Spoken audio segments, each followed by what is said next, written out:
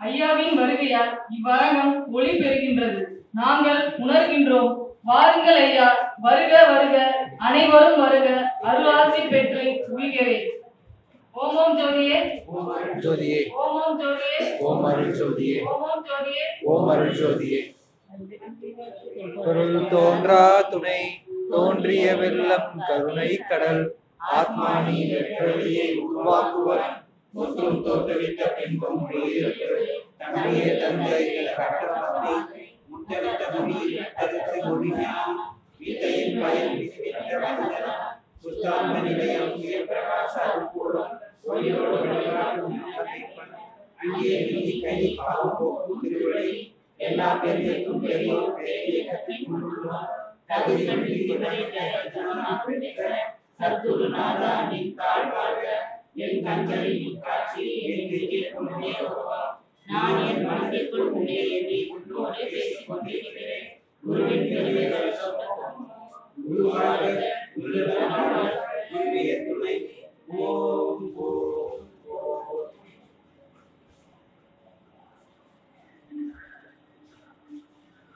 இவற்றை குறித்து கவனித்தால் நாம் மரணத்தை வெல்லலாம் என்ற மாபெரும் உண்மையை ஜோதி, சுரூப, சப்த, சர, யோக, ஞான, தியானம் என்று ஐயா அவர்கள் நமக்கு போதிக்கின்றார்கள். நன்றி ஐயா.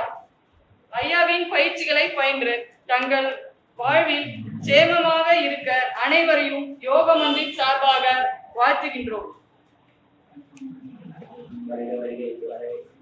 அனைவரையும் வருக வருக என்று வரவேற்கிறோம்.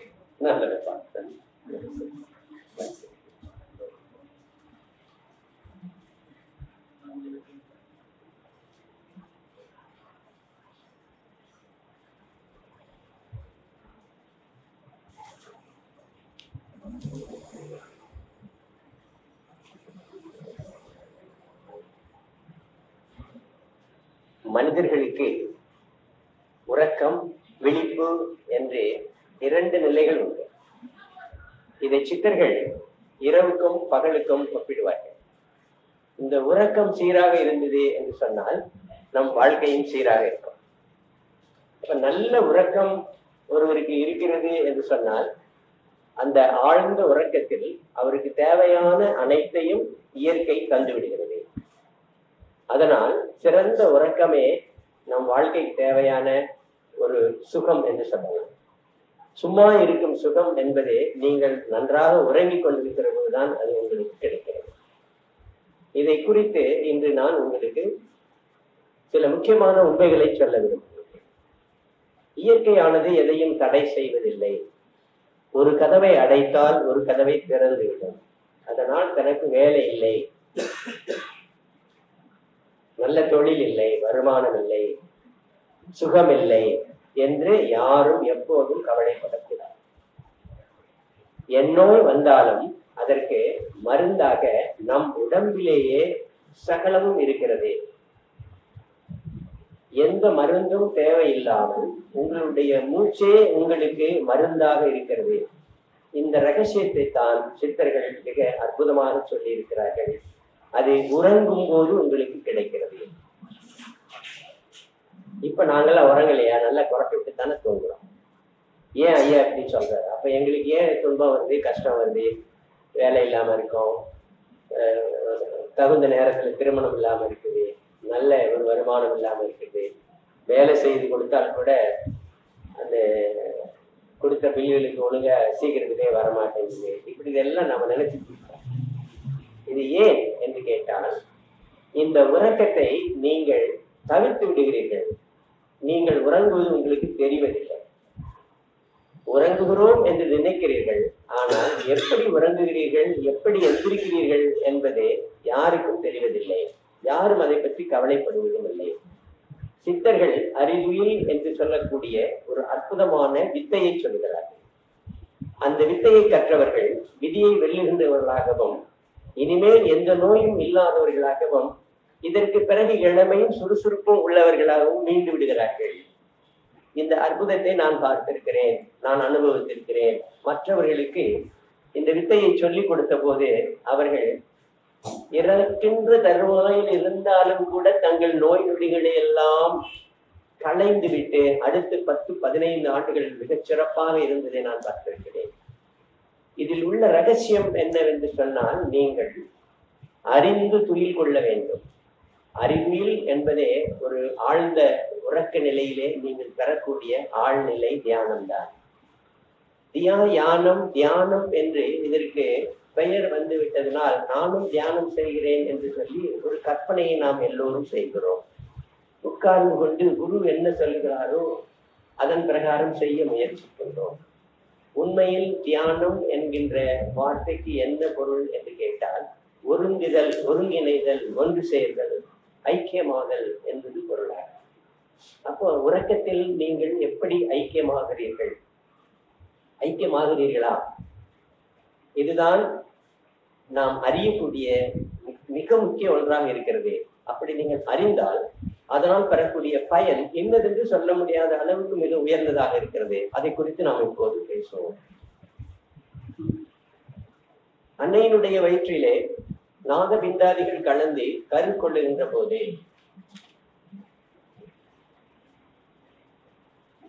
ஒரு பையிலே எல்லாம் இருக்கிறது, முட்டையிலே எல்லாமே இருக்கிறது. கரு தரித்த உடனே அது தன்னுடைய வேலையை செய்ய ஆரம்பித்து விடுகிறது. ஆக பிண்டம் போல் நாம் ஒரு நெல்லிக்காய் அளவு ஆகிறோம். அதன் பின்பு நமக்கு உருவம் பெற ஆரம்பிக்கிறது. முதலில் தோன்றியது இருதயம்தான். அந்த இருதயத்தை சுற்றி நரம்பு மண்டலமும் இந்த நார் பையாக இருந்த நம்மளுடைய அந்த உடல் குரோமோசோம்ஸ் என்று சொல்லக்கூடிய அந்த உயிர் பகுதியானது தன்னை சுருட்டி கொண்டு வளர ஆரம்பிக்கிறது. ஒரு 3 மாதத்தில் அது தன்னை நிதானப்படுத்திக் கொண்டு ஒவ்வொன்றாக தன் முழுநிலைக்கு வந்துவிடுகிறது. 7 மாதம் வரைக்கும் அது வளர்கிறது. 7 மாதத்திற்கு பிறகு அது 2 மாதங்கள் தவம் செய்கிறது. தலைகீழாக தவம் செய்கிறது. தன்னை முழுமையான ஒரு நிலையை அடைந்து விட்ட பின்பு அது இந்த பூமிக்கு வந்துவிடுகிறது. அப்படித்தான் நாம் எல்லோரும் வந்திருக்கிறோம். இது நமக்கு தெரிவதில்லை. எப்படி ஒரு பெண் ஒரு குழந்தையை பெறுகின்ற போது ஒரு தாய் எத்தனை வகையான வேதனைகளை அடைகின்றாரோ அத்தனை வகையான வேதனையை விட 100 மடங்கு அதிகமாக இந்த குழந்தை அந்த வேதனை அடைந்து கொண்டுதான் இருந்திருக்கும். ஆனால் அந்த வேதனையை தெரியாமல் இயற்கை வைத்து விடுகிறது.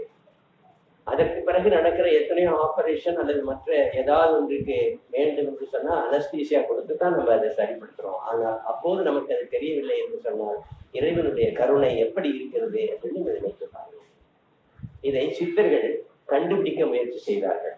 அப்படி கண்டுபிடிக்க முயற்சி செய்கிற போது கருவிலே என்ன நடந்தது என்கின்ற ரகசியத்தை எல்லாம் அவர்கள் படிப்படியாக உணர ஆரம்பித்தார்கள். அந்த மாதிரி உணர்ந்த ரகசியங்களை நாம் பார்க்கின்ற போது மிகவும் அதிசயமாக இருக்கிறது. ஏற்கனவே நான் கூறியது போல நம் உடம்பிலே 10 விதமான துவாரங்கள் இருக்கின்றன. இந்த 10 விதமான துவாரங்களும் நம்முடைய வாழ்க்கைக்கு மிக மிக முக்கியமாக கருதப்படுகின்றன. கண், காது, மூக்கு, நாக்கு, செவிஞான கூட்டங்கள் என்று 5 மிக முக்கியமான இந்திரிய கரணங்களுக்கு இந்த வாய்கள் மிகவும் பெரிதாகவும் இந்த வாயில்களே சிறந்த அமைப்பாகவும் கருதப்படுகிறது. இவற்றிற்கு தொடர்பு பரம் என்று சொல்லக்கூடிய பரம் பொருளிடம் இருந்து வருகிறது.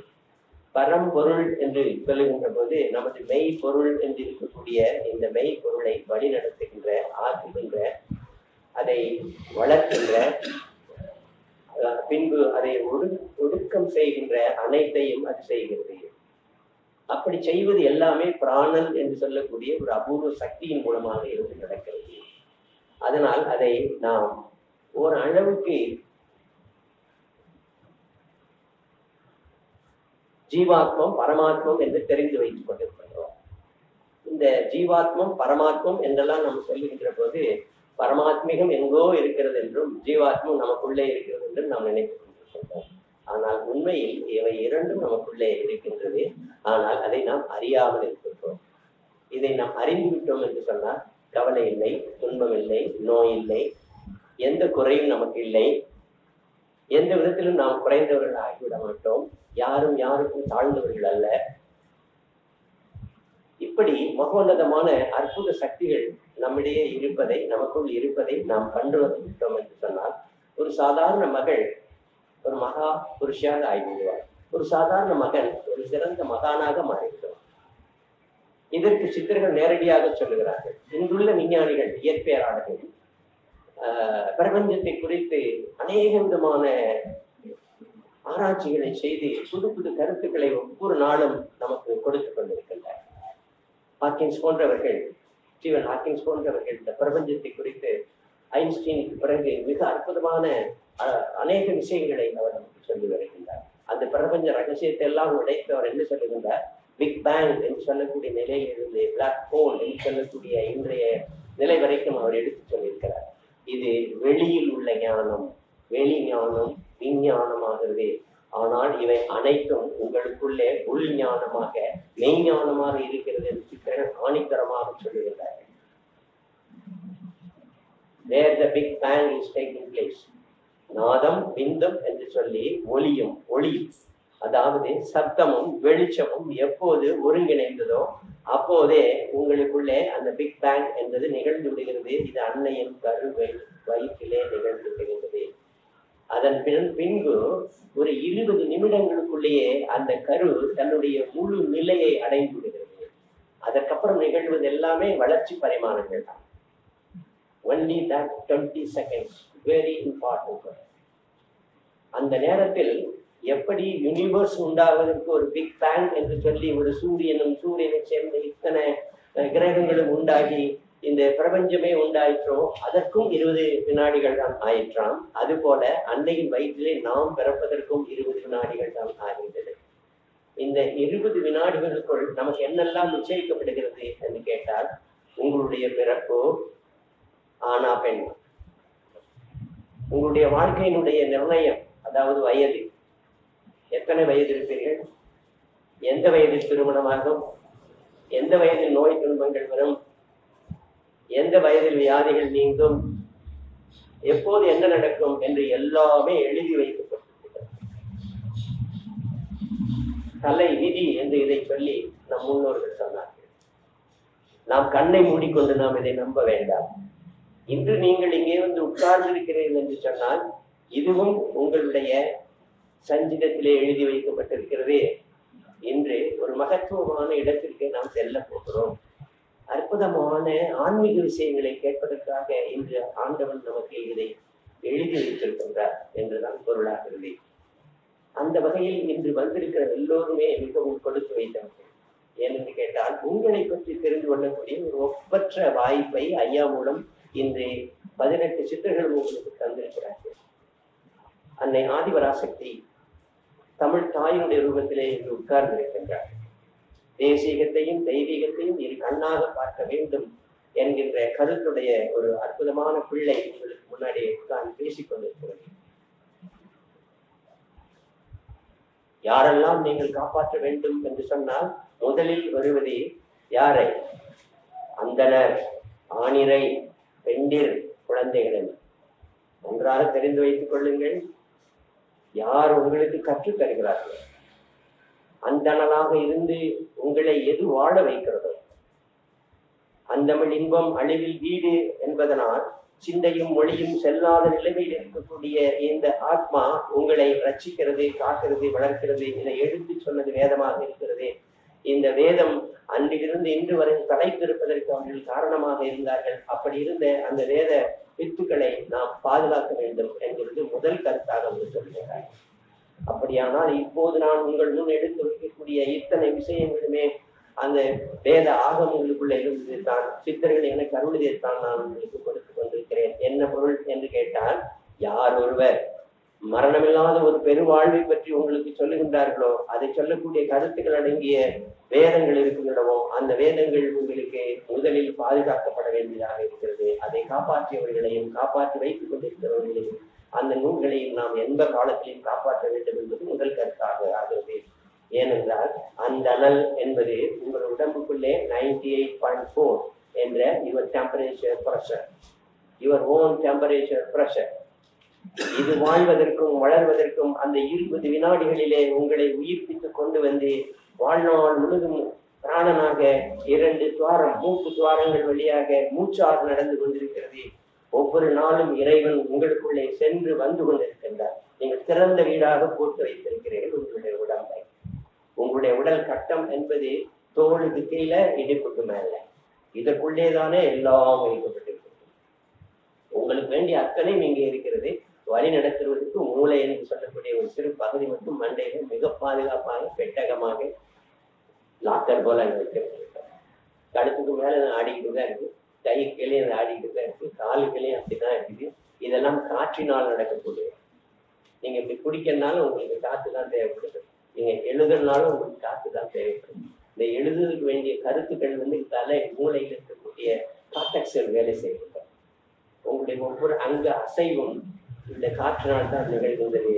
இது பிராணன் என்று 10 விதமாக, அந்த 10 துவாரங்கள் என்று சொன்னோம், வாயில்கள் என்று சொன்னோமே, அந்த 10 வாயில்களில் இவை காவலாக இருந்து கொண்டிருக்கின்றன. 10 நாடிகளாக உங்கள் உடம்பிடையே பிடித்துக் கொண்டிருக்கின்றது. தொட்டு பார்த்தீங்கன்னா அச்சுட்டே இருக்கும், இருதயத்தில் வச்சு பார்த்தீங்கன்னா குச்சிட்டே இருக்கும். இப்படி உங்களுடைய நாடி நரம்புகளிலே துடித்துக் கொண்டிருக்கின்ற அந்த பிராண சக்தியை நீங்கள் தெரிந்து கொண்டீர்கள் என்று சொன்னால், அந்த பிராண சக்தி உங்களை ஒவ்வொரு நாளும் மறிக்க செய்து பின் பிழைக்க செய்கிறது என்பதுதான் உறக்கம், விழிப்பு என்பது உங்களுக்கு தெளிவாக தெரிகிறது. தெல்ல தெளிந்தார்க்கு ஜீவன் சிவலிங்கம் என்று சொன்னார் அப்பையா. இந்த சிவலிங்கம் என்று சொல்லுவது வந்துட்டு இவர் ஓன் இன்டலெக்சுவல் பவர். அதைத்தான் வள்ளலாரவர்கள் அருட்பெருஞ்சோதியின் தயவு என்று சொன்னார். அருட்பெருஞ்சோதி அருட்பெருஞ்சோதி தனிப்பெரும் கருணை என்று சொன்னதுடைய காரணம், இந்த அருட்பெருஞ்சோதி உங்களுடைய ஆத்மலிங்கமாக உள்ளே இருந்து கொண்டே உங்களுக்கு எல்லா விதமான கருணையும் செய்து கொண்டிருக்கிறது. நீங்கள் விரும்பாததனால், நீங்கள் அறிய முற்பட ஆசைப்படாததனால், உங்களுக்கு அத்தகைய ஒரு ஈகர்னஸ், அதாவது ஒரு விருப்பு, நான் கடவுளை பார்க்க வேண்டும், கடவுளோடு இருக்க வேண்டும், கடவுளை நான் கண்டு பேச வேண்டும் என்கின்ற அவா யாருக்கும் இருந்ததில்லை. கடவுளா உண்டா இல்லையா என்ற கேள்விதான் இன்றளவும் உலகம் தோன்றிய நாளிலிருந்து இன்றளவும் சர்ச்சையாக இருந்து கொண்டிருக்கின்றது. அந்த வகையில் நாமும் பாடுபடுகிறோம் என்று சொல்லுகின்ற போது இத்தகைய பாடுதான் என்று அதற்கு இதுவரை யாரும் சரியாக சொல்லவில்லை. இப்போது நான் உங்களுக்கு குறிப்பிடுகிறேன், இதுதான் இத்தகைய பாடுதான் உங்களுக்கு தேவையான ஒரு பாடு என்று சொல்லி அவர்கள் இருவரும் நமக்குள் எப்படி இருக்கிறார்கள் என்றுதான் சொல்லுகின்றேன். என்னது ஐயா புது புது கதையா சொல்லிட்டு இருக்காரு என்று நீங்கள் நினைக்க வேண்டாம். புராணத்தில் இவைகள் எல்லாம் கதைகளாக சொல்லப்பட்டன. ஆனால் இன்றோ ஐயா உங்களுக்கு விஞ்ஞான பூர்வமாக நான் சொல்லுகின்றேன். ஒரு ஆத்மா பிறக்கிறது என்று சொன்னால் அப்ப ஏற்கனவே இருக்கிற ஆத்மா என்ன ஆச்சு? அன்னை தந்தை என்று 2 ஆத்மாக்கள் இருந்தால்தானே நாம் பிறக்கிறோம். அப்ப இந்த ஆத்மா பிறக்கிறது என்று சொன்னால் ஏற்கனவே இருந்த ஆத்மா என்ன ஆயிற்று? அப்ப பரமாத்மகம் எங்கே இருந்தது? நன்றாக யோசனை செய்து பாருங்கள். பரமாத்மிகம் என்பது the macro cosmic power என்று இயற்பியலாளர் என்று சொல்லுகின்றார்கள், சொல்றாங்க. அது எப்படி இருக்கிறது என்று கேட்டால் வெட்டவெளி முழுதும் அது நிறைந்திருக்கிறது. ஆனால் வெட்டவெளியை அது எதுவும் தொட முடியாத அளவிலே இருக்கிறது. அதனால் ஆத்மாவை குறித்து சொல்லுகின்ற போது இதை தொட முடியாது, இது மறிக்காது, இன்னும் என்னென்ன எல்லாம் சொல்லுகிறார்கள். கேரக்டரிஸ்டிக்ஸ், குணம் சொல்ல முடியுமா? இல்லாத ஒன்றுக்கு குணம் சொல்ல முடியுமா? இருக்கிற போது அதனுடைய குணத்தை பற்றி நாம் விவரிக்க முடியுமா? அதனால் சற்குணமாகவும் நிர்குணமாகவும் பிரம்மத்தை குறித்து சொல்லுகின்ற போது, ஆத்மாவை குறித்து சொல்லுகின்ற போது அவர்கள் நமக்கு ஒரு தியான முயற்சிக்காக மட்டுமே அவர்கள் கொடுத்தார். அப்ப உயிரோடு நாம் இருக்கின்ற போது நமக்குள்ள இருக்கிற பரமாத்மத்தை நாம் புரிந்து கொள்ள வேண்டும் என்று சொல்லுகின்ற போது நாம் தெரிந்து கொள்ள வேண்டியது எதுவாக இருக்கிறது என்று கேட்டால், உங்களுக்குள் உங்களை வழிநடத்திக் கொண்டிருக்கிறது எது என்பதுதான். அப்ப உங்களுக்குள் உங்களை வழிநடத்திக் கொண்டிருப்பது எதுவாக என்று நீங்கள் பார்க்கிற போது எது நடக்க முடியும் சொல்லுங்க? கண்ணுல காட்ட முடியுமா? அதுபோல இந்திரியங்களில் காட்ட முடியுமா? இருதயம் துடிக்கல என்ன முடியுமா? இதுதான் ஒன்றை நாம் பர்டிகுலரா சொல்ல முடியுமா? முடியும். அந்த ஒன்றுதான் மூச்சாக இருக்கிறது. அதை ஏன் மூச்சு என்று சொன்னார்? மூச்சு உச்ச ஸ்தாயிலே 3 மிக முக்கியமான சக்தியை அது பெற்று வைத்திருக்கிறது. தரை, தண்ணீர், நெருப்பு. தரை, தண்ணீர், நெருப்பு இவை 3ம் ஆவியாக, டெம்பரேச்சர் பிரஷராக, குருதி ஓட்டத்தில் இருதயம் துடித்துக் கொண்டிருக்கிறது. நாடி நரம்புகள் எல்லாம் துடித்து ஓடிக்கொண்டிருக்கின்றது. அந்த டெம்பரேச்சர் பிரஷர் எவ்வளவுன்னு நீங்க பாத்தீங்கன்னு சொன்னா சராசரியாக ஒரு 5 லிட்டர் நம்ம கிட்ட இருக்குது அந்த குருதி. அது நிணநீர் என்று சொல்லக்கூடிய பிளாஸ்மா என்று சொல்லக்கூடிய அந்த பிளாஸ்மாக்குள்ள வெள்ளை அணு, சிவப்பு அணு, தட்டணுக்கள் என்று சொல்லக்கூடிய கோடியான அணுக்கள் ஒவ்வொரு நிமிடமும் அவை விளைத்துக் கொண்டும் விழித்துக் கொண்டும் தொடர்ந்து கொண்டும் இருக்கின்றன. இதற்கு காரணமாக உணவுதான் இருக்கிறது. அப்ப பசி இருக்கிறது, தாகம் இருக்கிறது, காமம் இருக்கிறது, தொழில் இருக்கிறது. இதெல்லாம் பார்க்கிற போது உறக்கம் விழிப்பை நாம் இந்த உலகத்துக்குள்ளே வருகின்ற போது அது நமக்கு பெரிதாக தெரியவில்லை. ஏன்னா தூக்கம் வந்து தூங்கிடுறோம், எந்திரிச்சோம்னா நம்ம வேலையை பார்ப்போம்னு நினைச்சிட்டு இருக்கோம். அதனால இதுதான் ரொம்ப இம்பார்ட்டண்டா இருக்கு நமக்கு, அப்படி நமக்கு தெரியல. நமக்கு எந்திரிச்ச உடனே நம்ம பாடுதான் நமக்கு மிக முக்கியமாக இருக்கு. இல்லத்தரசியாக இருந்தால் அவரை ஆபீஸ்க்கு அனுப்பணும், பிள்ளைகளை ஸ்கூலுக்கு அனுப்பணும், நம்ம வீட்டு வேலைகள் எல்லாம் செய்யணும். ஐயோ இப்பயே 5 நிமிஷம் லேட்டா இருந்துச்சிட்டோமே அப்படின்னு ஒரு பரபரப்பு. அப்போது இருந்து படுத்து தூங்குற வரைக்கும் அவர்களுக்கு பரபரப்பு. இதிலேயும் இவர்கள் தொழில் முகாந்திரமாக ஈடுபட்டாலும், சுய தொழில் அல்லது வேலைக்கு சென்றாலும் இவர்களுக்கு இருக்கிற ஒரு துயரம் இன்னதென்று நாம் சொல்ல முடியாது. ஆண் சக்தியில பற்றி சொல்ல வேண்டியதே இல்லை. ஏன்னு கேட்டா இவர்கள் தான் இந்த சமுதாயத்தை காக்கிறவர்கள், வீட்டையும் காக்கிறவர்கள், தன்னை காத்து தன்னை சார்ந்தவர்கள் எல்லாம் காக்கக்கூடியவர்கள். அவர்களுடைய பொறுப்பு மிக முக்கியமான பொறுப்பாக இருக்கிறது. அதனால் அவர்கள் அந்த காலத்தை கையிலே கட்டி கொண்டே ஓடிக்கொண்டே இருப்பார்கள். படுக்கிற வரைக்கும் ஒரு குறிப்பிட்ட காலம் வரைக்கும் எப்படிதான் இருந்தாலும் தூக்கம் வந்துடும். ஒரு 30-40 ரிட்டையர்ட் எல்லாம் ஆயிட்டோம்னா தூக்கமே வர்றதில்லை. பாதி நேரம் வந்து முடிச்சுக்கிட்டே கொட்டை முடிச்சுக்கிட்டே என்ன செய்ய போறோம், ஏது செய்ய போறோம் பார்த்து போயிட்டு. ஆனா ஒரு நாளும் இந்த விழிப்பும் இந்த உறக்கமும் தான் நம்மை எல்லாம் செய்து கொண்டிருக்கிறது. இப்ப நேரடியாக நாம் அங்கே செல்வதாக இருந்தால் நீங்கள் விழித்துக் கொண்டிருக்கிற போது 2 பிராணங்கள் வேலை செய்கின்றன. ஒன்று பிராணவாயு, மற்றொன்று அபானவாயு. இந்த பிராணனும் அபானனும் நம்முடைய 2 மூக்கு துவாரங்கள் வழியாக மாறி மாறி நடந்து கொண்டிருக்கிறது. நம்ம முழிச்சுட்டு இருக்கிற போது அதைத்தான் சாக்கரம் என்று சொல்லுகின்றோம், விழிப்பு நிலை என்று சொல்லுகின்றோம். ஆமா, இந்த சாக்கரம் என்கின்ற ஒரு நிலை அதிலே இருக்கிறது என்று சொல்லுவார். அது விழிப்புனும் ஒரு விழிப்பு நிலை. விழிப்பு நிலை என்னன்னு கேட்டீங்கன்னா, இங்க வந்து உட்கார்ந்து ஒரு 5 நிமிஷம் 10 நிமிஷம் நல்லா சுதாரிப்பா இருப்பீங்க, ஐயா சொல்றதை கேட்டுட்டு இருப்பீங்க. ஐயா சொல்றதெல்லாம் காதல் விழுந்துட்டே இருக்கும். ஒரு அரை மணி நேரம் 3/4 நேரம் ஆச்சுன்னு சொன்னா எங்கேயோ நினைவு போவோம். நம்மள அறியாம தூங்குறவங்க இருப்பாங்க, வேற நினைவுக்குள்ள போயிட்டு அந்த திருப்பி வந்து பார்ப்பாங்க, என்ன சொல்லிட்டு அடிப்பா நம்ம நினைவு எங்கேயோ போயிடுச்சேன் அப்படின்னு கொண்டு நிறுத்துறவங்க எல்லாம் இருப்பாங்க. ஆக இந்த விழிப்பை நீங்கள் சரியாக பார்க்கவில்லை என்று சொன்னால் அங்க என்ன நடக்குன்னு கேட்டீங்கன்னா, உங்களுடைய பிராண அபானங்கள் சரியாக வேலை செய்யவில்லை. இது உங்களுடைய ஞாபக சக்தியோடு தொடர்புடையதாக இருக்கிறது. இது உங்களுடைய கவனத்தோடு தொடர்புடையதாக இருக்கிறது. அப்ப உங்களுடைய கவனம் சிதறியது என்று சொன்னாலும், அந்த ஞாபகம் தப்பியது என்று சொன்னாலும், உங்கள் கவனம் வேறு இடத்துக்கு சென்று வருகிறது என்று சொன்னாலும் நீங்கள் விழிப்பு நிலையில் இல்லை என்றுதான் அர்த்தம். ஆக இந்த பிராண அபானன் என்று சொல்லக்கூடிய இந்த 2 வாயுக்களும் சரியாக வேலை செய்யவில்லை என்றுதான் அர்த்தம். அப்ப விழிப்பு நிலையில் இருக்கிற போது நீங்கள் எப்படி இருக்க வேண்டும் என்று கேட்டால், முதுகு தண்டு நேரா இருக்கும். கொஞ்சம் அப்படியே தூங்கிட்டீங்கன்னா அப்படியே போயிடும். சரி, உடம்பு ஒரு மாதிரி இருக்குன்னு சொல்லிட்டு அப்படியே சாப்பிட்டீங்கன்னு சொன்னா அந்த இடது பக்கம் போயிடும் சக்தி எல்லாம். வலது பக்கம் சாஞ்சிங்கன்னா வலது பக்கம் போயிருக்கும். இங்கே உட்கார்ந்துருக்கிற நேரம் மட்டும் எவ்வளவு நேரம் எடுக்க போறீங்க? ஒரு மணி நேரம், 1.5 மணி நேரம். ஐயா அதுக்கு மேல எடுத்துக்க மாட்டேன். சில பேருக்குலாம் பயமா இருக்கு, ஐயோ இன்னும் 1.5 மணி நேரம் அப்படியே உட்காந்துருக்கணுமா? தரையில உட்காந்து எத்தனையோ வருஷம் ஆகிப்போச்சு. வீட்டுல சோபால சேர்ல உட்காந்துட்டு இங்க வந்து தரையில உட்காந்துருக்கோம். ஐயா ஒண்ணு 1.5 மணி நேரம் சொல்றாருன்னு நீங்க நினைக்கலாம். ஆனா என்ன செய்யணும் கேட்டீங்கன்னா, முதுகு தண்டை எப்போதும் நேரம் வச்சுக்கணும். அந்த அடி வைத்த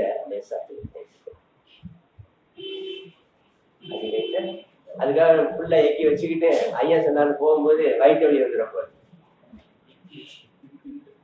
அதாவது ஒரு சின்ன ப்ரெஷர் நீங்க கொடுக்கணும்.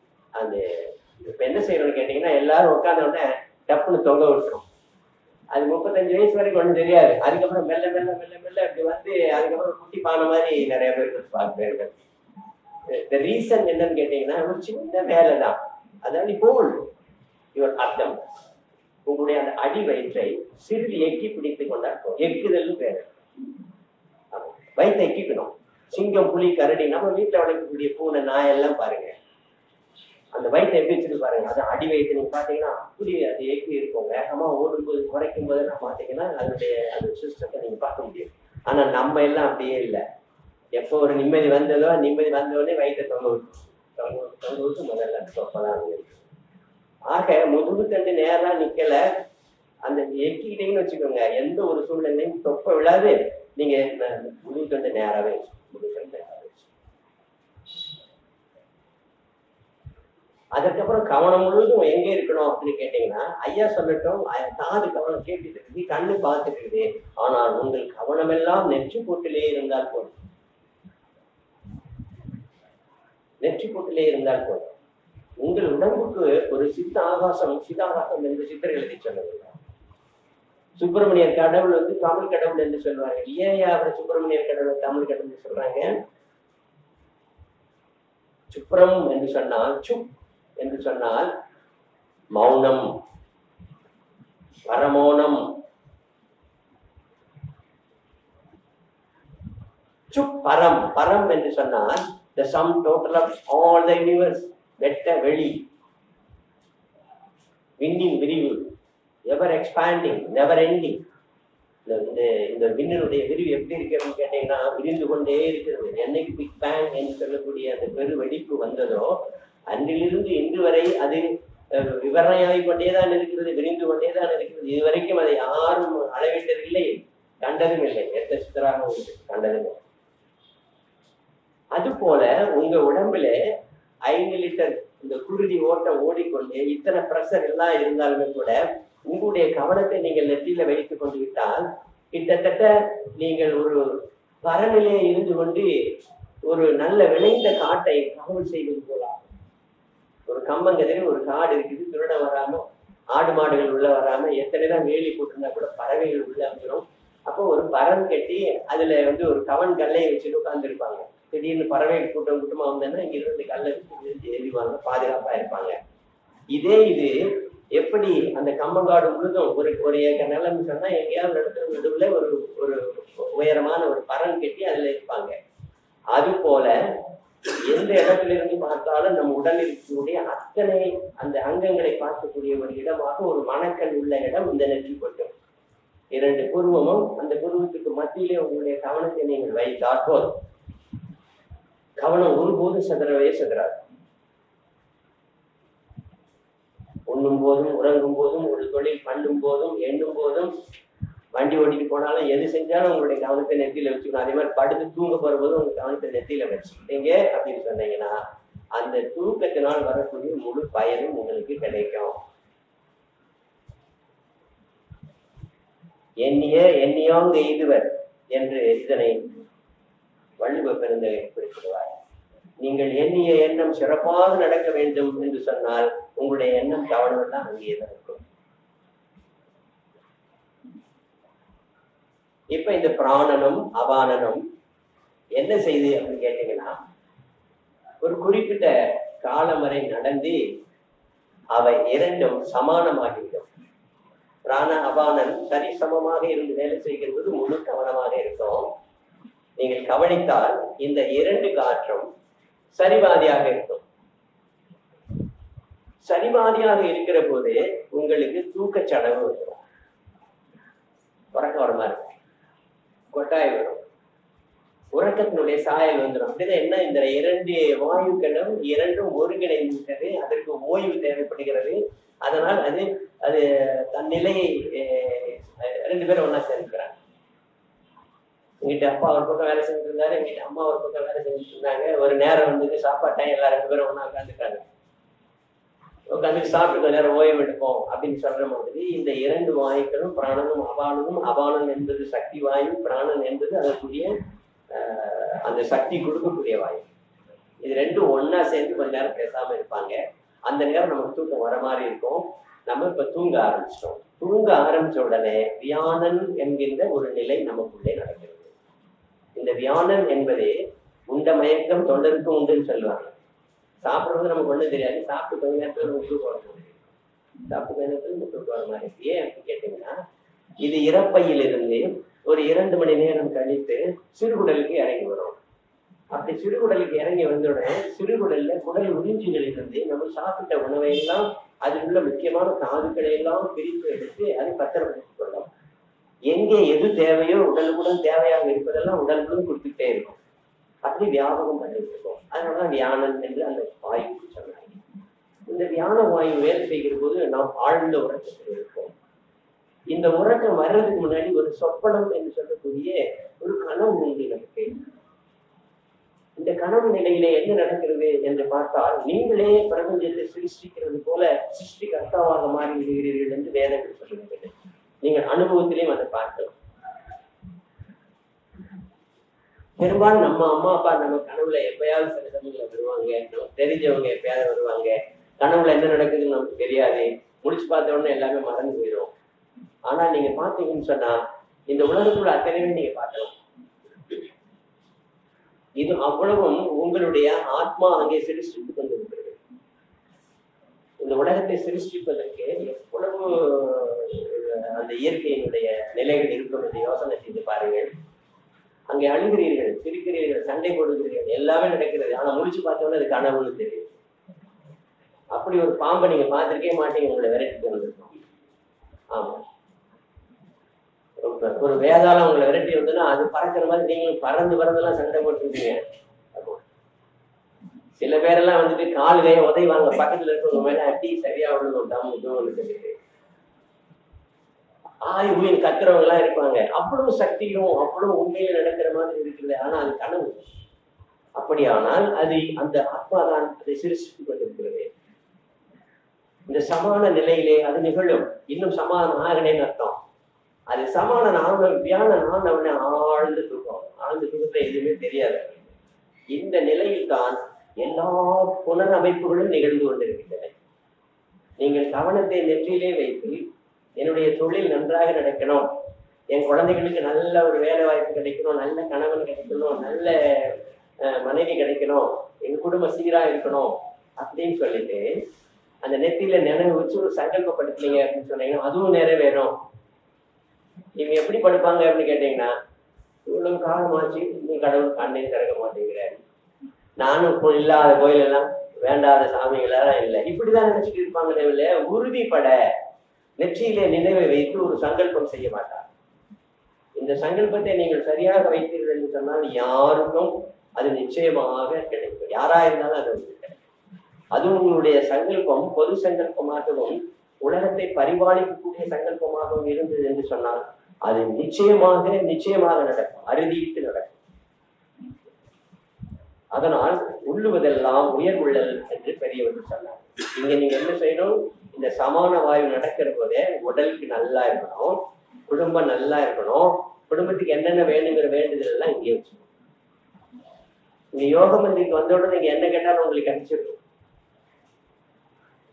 ஏன் அப்படின்னு கேட்டீங்கன்னா, உள்ள நுழையிற போத 2 10 குத்தியை பொருத்தி அந்த அரச மரத்தை சுத்திட்டு திருப்பி வாங்கன்னு ஐயா சொன்னேன். இது செய்யற போது உங்களுக்கு என்ன கிடைக்குது, தீப தூப ஆராதனைகள் மூலமாகத்தான் இந்த ஆவிகள் வரவும் போகவுமாக இருக்கின்றது. இப்படி வந்த ஆவியின் மூலமாகத்தான் இந்த உயிர்ப்புக்குள்ளே உயிர்ப்பு வந்து சேர்கிறது. அது உயிராக உடல் எடுத்த பிறகுதான் அந்த ஜீவிதம் அங்கே எப்படி நடக்கிறது என்று தெரிகிறது. ஆக இந்த ஜீவிதத்திற்கு முக்கியமான இந்த உறக்கத்திலேயே நீங்க எல்லாவற்றையும் பெற்றுவிடலாம். இந்த உறக்கத்திலே என்ன நடக்குதுன்னா ஒரு பைரவ நிலை நடக்கிறது. பைரவம்னா என்ன, ரா என்ற சொல்லுக்கு இங்கே நெருப்பு என்ற பொருள். பை என்று சொல்லுகிற போது buy the buy product, buy என்று சொன்னால் டிவைஸ் என்று பொருள். பைரவன் என்று சொன்னால் ஆரம்பத்திலே அந்த தோற்றங்கள் வந்து பஞ்சபூதங்களாக சிதறி கிடந்தது. இவை 1 2 ஆகி 2 4 ஆகி 4 8 ஆகி கூடுகின்ற போது உணவுகள் தோன்றும். H2O என்று நாம் சொல்லுவோம். 2 atoms of hydrogen, 1 atom of oxygen. If they combine together, it becomes water என்று நாம் சொல்லுவோம். இந்த 3 அந்த ஆட்டம் சேர்ந்து வந்து எனக்கு ஒரு ரூபமே மாறி போகுது. அப்படி பைரவம் என்று சொல்லக்கூடியது அந்த நிலையில இருந்து இந்த உற்பத்திக்காக வந்து சேருங்க. நம்ம என்ன செய்வோம், அதுக்கெல்லாம் ஒரு நூல் வரும், ஆன்மீக நூல் சொல்லிட்டு கலையா படிப்போம். இந்த பைரவனுடைய வரலாறை நான் சொல்றேன் கேளுங்க. ஒருத்தன் வந்து சிவன்கிட்ட கேட்டான், நான் இனிமே வந்து யாருக்கிட்டையும் சாகக்கூடாது, பிறந்தவங்க நான் செத்துதான் போவாங்க, நீ சாகவே கூடாது வரம் கேட்டீங்கன்னா எப்படி அப்படின்னு கேட்கிற போது, நீ அதுக்கு ஒரு காரணம் சொல்லி கேள்வி நான் கொடுக்கிறேன். அப்படியானா என்னுடைய சாவு என்பது ஒரு பெண் மூலமா தான் இருக்கணும், மற்றபடிக்கு யாராலும் என்ன எனக்கு சாவு இருக்காது. ஏன்னா இவன் அசுரன், ஒரு சாதாரண பொம்பளை நம்மள வந்து என்ன செஞ்சிருக்கு, தனக்கு ஈக்குவலா இருக்கக்கூடிய இன்னொரு அசுரன் வந்தா கூட அவன் ஜெயிக்க முடியும். ஒரு சாதாரண பெண் தானே என்று நினைத்து கேட்டார். அதற்கப்புறம் அவர் எல்லா அராஜகங்களும் பண்ணினார். அந்த மாதிரி ஒரு நேரத்துல இந்த விஷத்தை குடிக்கிற போது கொஞ்சம் போல அது கரையா வந்துருச்சான். அது பார்வதி தேவி மேல பட்டுச்சான். பார்வதி தேவி அதை ஒரு குழந்தையா உருவாக்கிட்டாங்க. அது எப்படிப்பட்ட குழந்தைன்னு கேட்டீங்கன்னா, அது அந்த விஷம் வந்து கருப்பா இருந்தது. அதனால காளா என்கின்ற கரை பட்டதுனால காளி என்ற அந்த காளி பத்திரகாளி ஆனான். அந்த அசுரனை வதம் செய்து ஜெயித்தாள் என்று சொல்லுகிறார். அப்போது இந்த மீதி இருந்த சக்தியை இந்த கால பைரவமாக மாற்றி விட்டார்கள். அது 8 குழந்தைகளாக வந்தது. அஷ்ட பைரவர் வந்தார்கள். நம்ம இதெல்லாம் ஒண்ணு இல்லதாயி நம்மை காப்பாற்றுவதற்கு நீங்கள் உறங்கிக் கொண்டிருப்பது 8 திக்கிலும் இருந்து உங்களை காப்பாற்றுவதற்காக இந்த இறை சக்தியானது இயற்கை உண்மையை உங்களுக்குள்ளே செலுத்துகிறது. அது மூச்சு மூலியமா வருது. அந்த 8 திசைகளிலிருந்து உங்களுக்கு சக்தி வேண்டும் என்று சொன்னால் உங்களுடைய நினைவு நெற்றி பொட்டில் இருந்தால் வரும். அந்த நினைவு சிதாகாசத்திலே ஆகாசத்திலே இருந்தால் 8 திசைகளிலும் இருந்து வரக்கூடிய சக்தி வரும். அப்ப நோய் இருக்காது. காலையில எந்திரிக்கிறப்ப சுறுசுறுப்பா எந்திரிப்பீங்க. எந்திரிக்கிறப்ப அடுத்த வேலையை நம்ம எப்படி நல்லபடியா முடிக்கணும் அப்படிங்கிற ஒரு ஐடியாவோட நீங்க வருவீங்க. இப்படி எல்லாமே வந்து சேரும். அப்படி இல்லாம தூங்குற போது உங்களுடைய எண்ணத்தை நீங்க வேற எங்கேயாவது பார்க் பண்ணிருந்தீங்கன்னு சொன்னா எந்திரிக்கிற போது சோர்வா இருக்கும். ஏன்டா எந்திரிச்சு சோர்வா இருக்கு. அலாரம் அடிச்சு பெல் அடிக்கிறதுனா கூட அதை ஆஃப் பண்ணிட்டு இன்னொரு 1/2 மணி நேரம் கழிச்சிருவோம் எந்திரிப்போம் அப்படின்னு தோணும். இன்னும் சில பேருக்கு அடிச்சாதான் எந்திரிப்பாங்க. ஏன் அப்படின்னு கேட்டீங்கன்னு சொன்னீங்கன்னா, நீங்க இந்த இயற்கையை விட்டு வெகு தூரம் சென்று விட்ட காரணத்தினால் உங்களுடைய எண்ணங்கள் திண்ணம் இல்லாமல் இருக்கிறது. ஆக இந்த தியான காற்று வேலை செய்கிற போதே நீங்கள் சங்கல்பப்படுத்திக் கொண்டு உறங்குகிற போதே உங்களுடைய எண்ணங்களை நீங்கள் எப்படி சீரா வச்சுக்கணும். எனக்கு டாக்டர் சொல்றாரு பல்லு வலின்னு சொல்லிட்டு, நாளைக்கு போகணும் கேப் போட போறாராம். கேப் போட போனா 2000 4000 ஒரு பல்லுக்கு கேட்பாரு. 3 பல்லுக்கு நான் செஞ்சேன்னா 8000 10,000 செலவுன்னு அவருக்கு வேற கூலி கொடுக்கும். இப்படி நம்ம நினைச்சு படுத்து தூங்கணும்னா பல்லு வலி இருக்கவே இருக்கும், தூக்கமே வராது. இந்த பல் பாதுகாப்பு என்பது நமக்கு கவனத்தில் இல்லாது போய்விட்டது. அதனால் நம்மளுடைய அசட்டையினாலும் நம்மளுடைய கவனிப்பின்மையினாலும் நாம் பல்லை கெடுத்துக் கொண்டு விட்டோம். இனிமேலாவது இதை நாம் சிறப்பாக வைத்துக் கொண்டிருக்க வேண்டும் என்கின்ற எண்ணத்துல அந்த பல்லுல மட்டும் கவனம் பண்ணி திசைகளிலே ஊதிப்பார்கள். அந்த பல்ல கவனம் வச்சு வலிக்கிற பல்லு அந்த கவனம் வச்சுட்டு ஓம் சிங் ரங் அங் சிங் ஓம், ஓம் சிங் ரங் அங் சிங் ஓம் என்று சொல்லி 6 டைரக்ஷன்ல நீங்க ஊதுனீங்கன்னா ஊதுன 10 நிமிஷத்திலேயே உங்களுக்கு வந்து வலி விட்டுடும். ஏன்னா இந்த கால பைரவன் இந்த திசைகளில இருந்து உங்களுக்கு வேண்டிய மருந்தை உங்களுடைய மூச்சு காற்று மூலமாவே கொடுத்துருவா. இதுக்கு நீங்க செய்ய வேண்டியது வந்து you have to concentrate, way to concentrate. இப்பதான் கொஞ்ச நேரத்துக்கு கூட ஐயா சொன்ன நெத்தி புட்டில நினை வச்சுக்கேன்னு. இப்ப ஏன் மாத்தி சொல்றேன், ஏன்னா வலியும் வேதனையும் உங்களுக்கு வேற இடத்துல வந்து பல்லுல வந்துச்சு. அப்போ எங்கே வலி வேதனை இருக்கிறதோ இல்லாமல் இருப்பதற்கு நெத்தி பொட்டில் வச்சிருக்கணும். நெத்தி பொட்டில் நீங்க கவனம் வைக்கல, பல்வேறு விதமான கவனம் இருந்ததுனால எங்கெங்கேயோ நம்ம உடம்புக்கு வந்துருச்சு. இப்ப நமக்கு தெரிய வருது. அதனால எந்த இடத்துல கவனம் வச்சா எது நமக்கு சீராகும் அப்படின்னு சொல்லி பார்க்கிற போது திசை காற்றங்களில் இருந்து நீங்கள் எல்லா நன்மைகளும் பெறுகின்றீர்கள். அப்படி வருகிற போது அந்த தியானம் என்று சொல்லக்கூடிய காற்று இடக்கிறது. நீங்க நல்லா தூங்கி இருக்கிற நீங்க எந்த பயிற்சியும் செய்யாம எந்த கவனமுமே இல்லாம நெற்றியில மட்டுமே கவனம் வச்சு நீங்க படுத்திருக்கிற போது உங்களுக்கு மூச்சு வழியாகவே சீராயிடும். ஒரு நாய் அடிபட்டு கிடக்கும் கிராமங்கள்ல, எந்த வைத்தியமும் அதுக்கு பண்ண மாட்டாங்க. சில சமயம் புற்றுயிரும் குடவீரமா கிடைக்கிறது கூட நான் பார்த்திருக்கேன். பெரியவங்க போகும்போது பேசுவாங்க, இந்த பன்றி அடிபட்டு கிடக்கிறது அது வந்து கிடைக்குமோ கிடைக்காம எனக்கு தெரியல, ரொம்ப அடிபட்டு இருக்கு, ரத்தம் நிறைய போச்சு, அது மாதிரி நாய் இப்படி கிடைக்குதுன்னு சொல்லுவாங்க. இந்த பசங்களை அங்க போக விட மாட்டாங்க. சின்ன பசங்க எல்லாம் போவாதீங்க, கடிச்சிடும், பக்கத்துல போவாதீங்க. பாத்தீங்கன்னா அந்த அனர்த்த சத்தத்தை கொடுத்துட்டேன், அனர்த்தம் கொடுத்துட்டேன். அந்த காலத்துல பெரியவங்களுக்கு ஃபீவர் வந்தா கூட வீட்டுல அனுப்பிட்டு இருப்பாங்க. இப்பதான் கத்துறாங்க அனுத்தாதீங்க. எனக்கு அனுத்துற மாதிரி யாரும் வச்சுக்கிறது இல்லை, நம்ம எல்லாரும் உடனே டாக்டர்கிட்ட போயிடணும். இந்த அணத்துதல் என்று சொல்லுகிறது இந்த சப்தத்தை நீங்கள் உள்ளே கொடுக்கிறீர்கள். அப்ப அந்த மூச்சும் சப்தமும் சேருகின்ற போது அது மருந்தாகிடுகிறது. பாம்பெல்லாம் அரைமுறையா அடிச்சு போடக்கூடாது பாருங்க. குட்டுயிரும் குழையுமோ போட்ட கூட மூச்சு காத்திலேயே அவங்க வாங்கிட்டு திருப்பி களைச்சி எழுந்திரிச்சு போயிடும். திருப்பி யார் அடிச்சாலும் அவங்க வந்து கடிச்சு வந்துடுறாங்க. இதெல்லாம் நடந்திருக்கு. அதனாலதான் அவங்க சொல்றாங்க. ஆக இயற்கையில் இருப்பதை நாம் பயன்படுத்தி இருக்கிறோம்.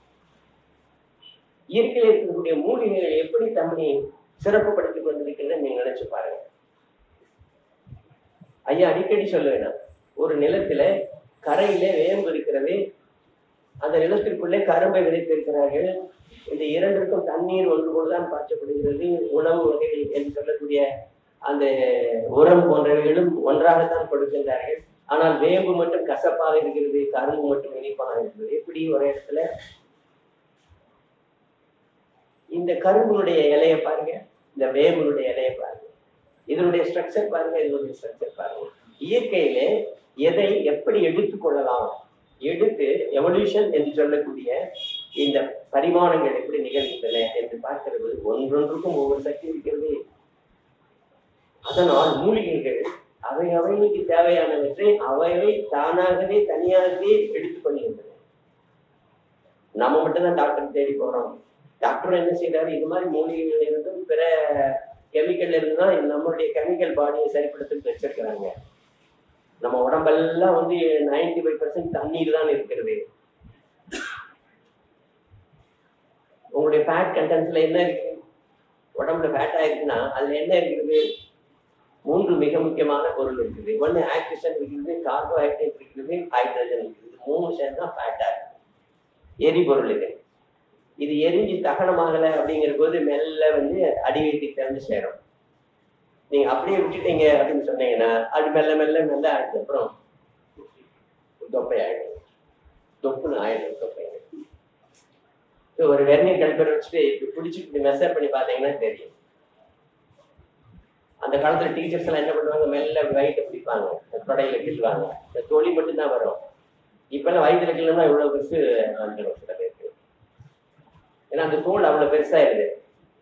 இந்த கார்போஹைட்ரேட்டும் இந்த ஃபேட் கண்டென்ட் சொல்லக்கூடியது தோல் ஓரங்களெல்லாம் போகும். அது எங்க நீங்க அதிக அசைவு கொடுக்கலையே அங்க வந்துடும், இடுக்கிட்ட வந்துடும். அதனால அடிவயிறுல ரொம்ப கொடுப்பேன். அப்போ உங்களுடைய தியானம் நடந்து கொண்டிருக்கிற போது இவை சீராகவில்லை, எரியல, அந்த அந்த எரிபொருள் மிச்சமாகி அங்க எங்க தேங்குது. அப்ப வேற வேற பொருளா மாறி உள்ள நின்றுடுது. இப்படி தொந்தரவு படுத்திக் கொண்டிருக்கிறது. எப்படி கரும்பு தனக்கு வேண்டியது எடுத்துக்கொள்ளுகிறதோ, வேம்பு தனக்கு வேண்டியது எடுத்துக்கொள்ளுகிறதோ, அது போல நீங்க எடுத்துக்கல. சோ இதை எப்படி எடுத்துக்கிறது? அப்ப 5 இந்திரியங்களையும் உங்களுக்கு சீராக வர வேண்டும் என்றால் நம்ம என்ன செய்ய வேண்டும் என்று பார்க்கிற போது, நீங்க கொஞ்சம் உதாசீனமா இல்லாம உதவிகரமா இருக்கணும். அப்ப அந்த உதாரணம் என்கின்ற வாயு உங்களுக்குள்ள வேலை செய்யணும். அப்படி வேலை செய்யற போது நீங்க கொஞ்சம் எக்ஸசைஸ் பண்ணணும். எல்லாரும் நிமிர்ந்து உட்காந்துக்கோங்க. வயிற்றை எக்குங்க, விடுங்க. வயிற்றை எக்குங்க, விடுங்க. வயிற்றை தான் எங்க சொன்ன சிலர் அப்படி பொத்தெல்லாம் தூக்குறாங்க. அந்த அடி வயிற்றை நீங்க எக்குறீங்கன்னா கொடையேறு 4 வயது இருக்க.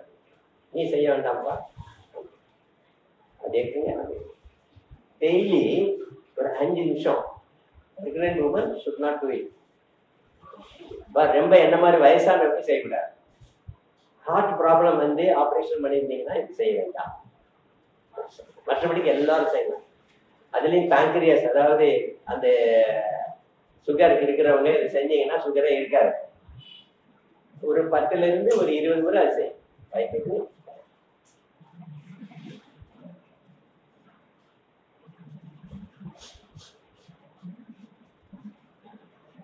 மூச்சோடய சேர்ந்து எப்போதும் இளமையா இருப்பீங்க. இந்த உதாரணம் என்கின்ற இந்த வாயுவை நீங்க ஆக்டிவேட் பண்றீங்க. அதை யாருமே ஆக்டிவேட் பண்றது இல்லை. எந்திரிச்ச உடனே கொஞ்ச நேரம் இந்த தூங்கி வழிஞ்சது தெரியும். சின்ன பிள்ளைங்களா இருந்தாலும் அம்மா தோல்ல போய் படுத்துக்கிட்ட கொஞ்ச நேரம் படுத்து விழுந்துருவாங்க, எரிஞ்சு வந்துடுவாங்க. பெரிய ஆளுங்களெல்லாம் கொஞ்ச நேரத்துக்கு எரிஞ்சுதான் விடுவாங்க. சிடுன்னு இருப்பாங்க. இப்பதான் அவங்க அப்பா எரிஞ்சிருக்காரு, கொஞ்சம் அவர் இஷ்டப்படி விட்டு ஒரு டீ கொடுத்துறேன், அப்புறமா போய் தொந்தரவுன்னு விவரம் தெரிஞ்சவங்க சொல்லுவாங்க. விவரம் தெரியாதவங்க என்ன சொல்லுவாங்க, அப்பனும் படுத்துறான், நீயும் படுத்துற, நான் படுறவா எனக்கு தான் சொல்லுவாங்க. மனசு நினைச்சுக்கிட்டு பார்த்துட்டு இருப்பாங்க. நன்றாக யோசனை செய்து கொள்ளுங்கள். உங்களுடைய உதாரணம் சரியாக வேலை செய்யவில்லை என்று சொன்னால் உதாசீனம் உங்களுக்குள்ளே வந்துவிடும். அப்படி உதாசீனம் வந்துவிட்டால் என்னென்ன பாதிப்புகள் வருகிறது என்று நீங்கள் நினைத்து பார்க்க. உதாரணமாக ஒரு கோபம் வந்து எடுத்து விசிறி அடிக்கிறீங்கன்னு வச்சுக்கோங்க. 1 லிட்டர் உங்க உடம்புல இருக்கக்கூடிய ரத்தம் எரிந்து சாம்பலாய். சில பேர் பேப்பர் தூக்கி போடுவாங்க, என்ன கையில் வச்சிருக்காங்க தெரிஞ்சுக்குவாங்க. ஆனா அவர்களுக்கு தெரிவதில்லை நான் என்ன செய்கிறேன் என்று. எவ்வளவு உதாசீனமா நடந்துக்கிறீங்க நீங்க அப்படிங்கிறத நான் எடுத்து சொன்னேன்னு சொன்னா இன்னும் சில பேர் என்ன செய்வாங்க தெரியல, என்னங்க ஒரு மாதிரி இருக்கிறீங்க. இல்லைங்க 50 வயசுல எங்க அக்கா அந்த மாதிரி ஆயிட்டாங்க, எங்க தாத்தா அந்த மாதிரி ஆயிட்டாங்க, எங்க பாட்டிக்கும் அந்த 50 வயசுல தான் அப்படி ஆயிடுச்சு. எல்லாத்துக்குமே ஒரு நோய் வந்து இறந்துட்டாங்க. இப்ப எனக்கு அடுத்த வந்து 48 49 வரப்போகுது. இது 2 வருஷத்துக்கு முன்னாடியே வந்துடுங்க. அந்த மாதிரி நீங்கள் நினைப்பீர்கள் என்று சொன்னால உங்க அடிவேரை பிடிக்கும், அல்சர் வந்துடும், அல்லது அது போன்ற நோய்கள். பயம் மனதினுடைய தொழில் என்று காமத்தை கொடுக்கும். நீங்க நல்ல வயசுல இருக்கிற போது காமத்தை கொடுக்கும். அதைத்தான் நீங்க பிக்சர்ல பாக்குறீங்க. எல்லாரும் காதல்னு சொல்லிட்டு அத்தனை கோடிக்கணக்கான ரூபாயிலையும் போட்டு இந்த குழந்தைகளையும் கற்றுக்கிறான். எத்தனை பேர் அந்த தியேட்டர்ல உட்காந்து பாக்குறோமோ அத்தனை பேருடைய நேரத்தையும் பணத்தையும் கற்றுக்கிட்டு. நல்ல யோசனை பண்ணி பாருங்க. இந்த மனதினுடைய தொழில் காமம். அடுத்தது வந்து சந்தேகப்படுது. எதுக்கு எடுத்தாலும் ஒரு சந்தேகம் இருக்கும். ஒத்தையாரத்தையா போடுவாங்க, ஐயப்பாடு உறுதியே இருக்காது. உறுதிங்கிறது அந்த மனதுக்குரிய ஒரு அற்புதமான ஆற்றல். ஆனா உறுதியே இருக்காது. இன்னைக்கு ஒரு உறுதி செய்வாங்க, நாளைக்கு அதை மாத்திடுவாங்க. முடியாது. அந்த வைராக்கியங்கிறது இல்லாது. இப்படி இந்த மனத்தினுடைய தொழிலால் நாம் பாதிக்கப்படுகின்றோம். அது கோபதாபத்தை கொண்டாந்து கொடுத்து விடுகிறது. இந்த கோபதாபத்தினால் நமக்கு என்ன நிகழ்கிறது, நமது பயத்தினால் நமக்கு என்ன நிகழ்கிறது நமக்கு தெரியறதே இல்லை. இப்ப 2 உதாரணமா சொன்னேன் நான். உங்களுக்கு கோபம் வந்து நீங்கள் எதையாவது தூக்கி விசிறு சொன்னா உங்க உடம்புல இருந்து அந்த 1 செகண்ட்ல அரைப்படி ரத்தம் வந்து எரிஞ்சு சாம்பலாயிருக்கு. அது திருப்பி சீராகிறதுக்கு கிட்டத்தட்ட 1.5 மணி நேரம். அப்ப எப்போதுமே ஒரு நிதானத்திற்குள் நீங்கள் இருக்கணும். எப்போதுக்குள்ளே ஒரு நிதானத்துக்குள்ள இருக்கு. நீங்கள் விட்டு இவர் பாட்டுக்கு எப்ப பாருங்க கவனம் உட்காந்து என்ன பிரச்சனை எதுவா இருந்தாலும் உங்க அம்மாட்ட போய் கேள்வி. எனக்கெல்லாம் அதெல்லாம் அவங்க தெரியாது, நீ போய் பார்த்து எனக்கு உட்காந்துருவேன். இல்லைன்னா அம்மா அப்படி உட்காந்துருவோம், உங்க அப்பாட்ட போய் கேள்வி. அந்த மாதிரி இருந்துடக்கூடாது. உங்களுக்கு பிரச்சனை என்றால் நீங்கள் தான் தீர்க்கணும், வேற யாராவது தீர்ப்பாங்க. ஆனால் அந்த பிரச்சனையால் நீங்கள் பாதிக்கணும். அதுதான் மிக மிக மிக மிக முக்கியமானது. உங்களுக்குள்ள இறுக்கம் வந்துவிட்டது என்று சொன்னாலே அது hyper tension or lower tension. That is any tension. It's a tension, is after a tension. அதனால உங்க உடம்புல முதல்ல பாதிக்கிறது மனம். அந்த மனம் பாதித்த உடனே உங்களுடைய அந்த உடலை கட்டி காத்து வரக்கூடிய மிக முக்கியமான ஆர்கன்ஸ் பாதிக்கப்படும். ஏனென்றால் இந்த ஆர்கன்ஸ் எல்லாமே வந்து கெமிக்கல் காம்பனன்ஸை ப்ரொடியூஸ் பண்ணிட்டு பிட்யூட்ல இருந்து அடிநல் வரைக்கும் அதெல்லாம் செய்துட்டு இருக்கேன். அப்ப இந்த ஹார்மோனியல் இம்பேலன்சஸ் வருகின்ற போது உங்களுடைய அவயவங்கள் பாதிக்கப்பட்டு விடுகின்றன, நோய்வாய்ப்படுகிறீர்கள், சரியாக திங்க் பண்ண முடியாது. அப்ப சார்ந்தது நம்ம நோயா டாக்டர்கிட்ட போங்க. டாக்டர்கிட்ட போய் அவர் சொல்லியிருப்பாரு, பக்கத்துல நண்பர் வருவாரு, ஏங்க எதுக்குமே நீங்க இன்னொரு டாக்டர்கிட்ட கன்சல்ட் பண்ணிக்க. சரி இவர் சொல்லிட்டாருன்னு அந்த டாக்டர் போனோம்னா அதெல்லாம் தூக்கி போடுங்க, முதல்ல இருந்து ஆரம்பிங்க. நீங்க இந்த பிளட் டெஸ்ட் அந்த பிளட் டெஸ்ட் எல்லாம் பார்த்துட்டு அதெல்லாம் தூக்கி மூட்டை போட்டுருங்க. அப்ப நான் ஒரு மருந்து மாத்திரை கொடுக்குறேன், அதை நீங்க வச்சுக்கோங்க. முதலையாவது ஒழுங்கா இருந்தது, ஒரு டாக்டர்கிட்ட போனோம் மாத்திரை கொடுத்தாங்க, நம்ம சாப்பிடலாம். இப்ப 2 டாக்டர்கிட்ட போனோம், 2 விதமா ஆயிடுச்சு. இப்ப எங்க போறது அப்படின்னு பையன்கிட்ட கேட்போம். அவர் அமெரிக்காவில் இருப்பாரு, இல்லைன்னா எங்கேயாவது டெல்லியிலயோ வேற மாநிலங்கள்ல எங்கேயாவது இருப்பாரு, முக்கியமான பொசிஷன்ல இருந்திருப்பாரு. அவர்கிட்ட நீங்க கேட்டீங்கன்னா நான் நாளைக்கு அவங்க சொல்றேன். இவர் என்ன பண்ணுவார், ஃபுல்லா கம்ப்யூட்டர் யூஸ் பண்ணுவார். யார் யார் எங்கெங்க ஸ்பெஷலிஸ்ட் இருக்காங்க அப்படி இருக்காங்க இப்படி இருக்காங்க கடைசியில சொல்லுவார். ஒரு சாதாரண கப்பு இருக்குன்னு சொல்லியிருப்பாங்க இவங்க. எல்லாருமா சேர்ந்து கடைசியில டிரான்ஸ்பிளான்டேஷன் பண்றது வரைக்கும் நீங்களும் அந்த நுரையீரல எடுத்து போட்டு வேற ஒரு நுரையீரல் வச்செல்லாம் இதுக்கு இந்த மாதிரி டாக்டர் எங்க அப்படின்னு சொல்லிடுறோம். ஏன்னப்பா இப்படி ஆக இந்த உதாரணம் என்கின்ற இந்த வாயுவை நீங்கள் சரியாக தெரிந்து கொள்ளாத காரணத்தினால் இந்த உதாசீனம் என்கின்ற ஒரு வார்த்தை இருக்கிறதால நான் சொல்றதை என்ன நம்புறீங்க? என்ன இப்படிலாம் இருக்குமா ஐயா? என்னது? ஒரு காத்து தான் நம்ம இருக்கிற உள்ள மூச்சுல. அதை பிராணங்கிறாரு, அப்புறம் அபானங்கிறாரு, அப்புறம் ரெண்டு சேர்ந்துங்கிறாரு, சமானங்கிறாரு, வியாழங்கிறாரு, தியானங்கிறாரு, இப்ப உதாரணம் வேற சொல்றாரு. என்ன இது எப்படி இருக்கு? ஆனால் உண்மையில் இந்த பிராணன் என்பது இவ்வாறுதான் நிகழ்ந்து கொண்டிருக்கிறது. இவை எல்லாம் திசைகளில் இருந்து வரக்கூடிய சக்திகளை உங்களுக்கு பெற்றுக்கு தரக்கூடிய அற்புதத்தை செய்கிறது. ஒரு நாளைக்கு 21,600 மூச்சு நாம் விடுகின்றோம். இந்த 21,600 மூச்சுகள் நமக்கு பகிர்ந்தளிக்கப்படுகின்றன. 5 பஞ்சபூதங்களுக்கு 3000 இது கொடுக்கப்படுகிறது. இரவு 12 மணி வரைக்கும் நடக்கிறது. அதற்கப்புறம் 1000 பிரம்மா விஷ்ணு சிவத்துக்கு தரப்படுவதாக இன்று சொல்லுகின்றார்கள் சித்தர்கள். இப்ப இனி பிரம்மாட்ட போகணும், விஷ்ணு போகணும், சிவத்திட்ட போகணும். இல்லையே, நாங்கெல்லாம் சிவம் வேணும்னு, நாங்கெல்லாம் விஷ்ணுகிட்ட போக மாட்டோம், நாங்கெல்லாம் பிரம்மாலாம் எனக்கு தெரியாது அப்படின்னு சொல்லிட்டு. அப்ப இதை எப்படி நம்புவாங்க? நம்பகையா அப்படி சொல்லிட்டு ஒதுக்குறோம். இன்னும் சொல்ல என்ன சொல்றாங்க? இதெல்லாம் பரிபாசையில் எழுதப்பட்டிருக்கிறது, புரியாத எழுதிட்டாங்க. ஐயா, நீங்க தமிழ் பண்ணிட்டு தானே, நீங்க தமிழ் தானே படிச்சிருக்கிறீங்க, எப்படி புரியாத பாஷைன்னு சொல்றீங்க? உங்களுக்கு புரியாம போகுமா? எத்தனை சப்போர்ட் வச்சிருக்கிறீங்க, அதனால நிச்சயமா உங்களுக்கு புரியுன்னு கேட்டா கூட இல்லைங்க சித்தர்கள் அப்படிதான் முடிச்சுதான் சொல்லுவாங்க. ஆமா, அது உதாரணமா பாருங்களேன். ஒரு வாழைன்னு சொன்னா நமக்கு எல்லாம் தெரிஞ்சிருமா? அதனால அதுக்கு பேர் வச்சிருக்காங்க தாயை கொன்றான். சித்தர்கள் சொல்றாங்க தாயை கொன்றான்னா அதுக்கு வாழைன்னு. அதாவது அந்த தாய் வந்து கொலை போட்டு எல்லாம் தெரிஞ்சு வெட்டினோடனே அந்த கிழங்கு இருக்குல்ல, அது தூக்கி போட்டு வேற ஒரு கிழங்கு வச்சோன்னா புதுசா ஒரு கண்ட்ரோல் பண்ணுவோம். அதனால தாயை கொன்றான்னு பேர் வச்சிருக்காங்க. அதாவது மருத்துவத்திற்கு என்று வருகின்ற போது இந்த மருத்துவத்தை மிஸ்யூஸ் பண்ணாங்க, தவறாக பயன்படுத்தின ஒரு காரணத்தினாலே அவர்கள் சில சமயங்களில் இவற்றை மாற்றி சொல்ல வேண்டியது. மற்றபடி சித்தர்கள் நேராகத்தான் சொல்லியிருக்கிறார், நேராகத்தான் சொல்லியிருக்கிறார். நானும் உங்களுக்கு நேரடியாகவும் நேராக சொல்றேன். இனிமே உதாசீனப்படுத்தீங்களா? கோபம் வருமா உங்களுக்கு? நீங்கள் கோபம் வரவும் கூடாது உங்களுக்கு. அதே சமயத்துல பிறரை அந்த மாதிரி கோபப்படுத்தவும் கூடாது. படுத்தாதீங்க, மற்றவங்களை படுத்தாதீங்க, அதுதான் ரொம்ப முக்கியம். என்னை போட்டு இந்த பாடுபடுத்துறாங்க எங்க வீட்டுல. ஆபீஸ் போனா அங்கேயும் நான் பட்ட பாடு இருக்கே அப்படின்ட்டு. அந்த காலத்துல பாட்டி கதை சொல்லுக்கு போய் நாங்கெல்லாம் நிற்போம். ஏண்டா பேராண்டி, நான் பட்ட கதையை சொல்லவா, நான் வாழ்ந்த கதையை சொல்லவா, நான் வளர்ந்த கதையை சொல்லவா? ஆக நீங்கள் படுகின்ற இந்த பாடு மிகவும் மூச்சுக்குள்ளே இருக்கிறது என்று தெரிந்த பிறகு ஏன் வேறென்றும் செல்ல வேண்டும்?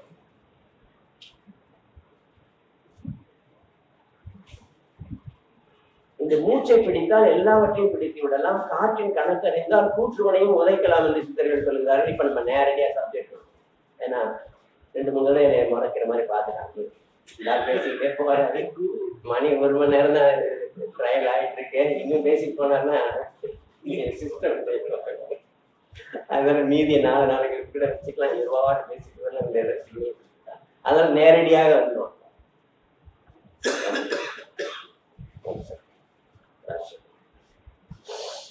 காத்தளிங்க. அப்போ ஓம் அப்படின்னு சொல்லி மனசு நினைச்சுக்கோங்க. நிமிந்து உட்காந்துக்கோங்க. நம்ம இப்ப கொஞ்சம் அரைகடையா தூங்குனவங்களுக்கு எல்லாம் ஒரு சின்ன பயிற்சி கொடுத்தோம்னா சுறுசுறுப்பாயிரும். அதுக்கப்புறம் இந்த பயிற்சி செய்யணும். அதனால இடுப்புல கையை ஊறி ஒரு சுத்தி செய்யுங்க. நல்ல ஒரு 3-4 மூச்சு கொள்ளம் துருத்தியில வந்து மாதிரி ஊதிட்டு ஆழ்ந்த மூச்சை நீங்க விட்டீங்கன்னா நல்லது.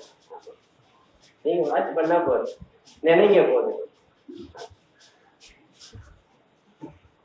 சுறுசுறுப்பு தானே இருந்துடும். சுகாசனம் ஏதாவது ஒரு ஆசனம் உட்காந்துக்கணும். முதுகு தண்டை நேரம் வச்சுக்கணும். உட்காந்துட்டு காற்றை இழுங்க.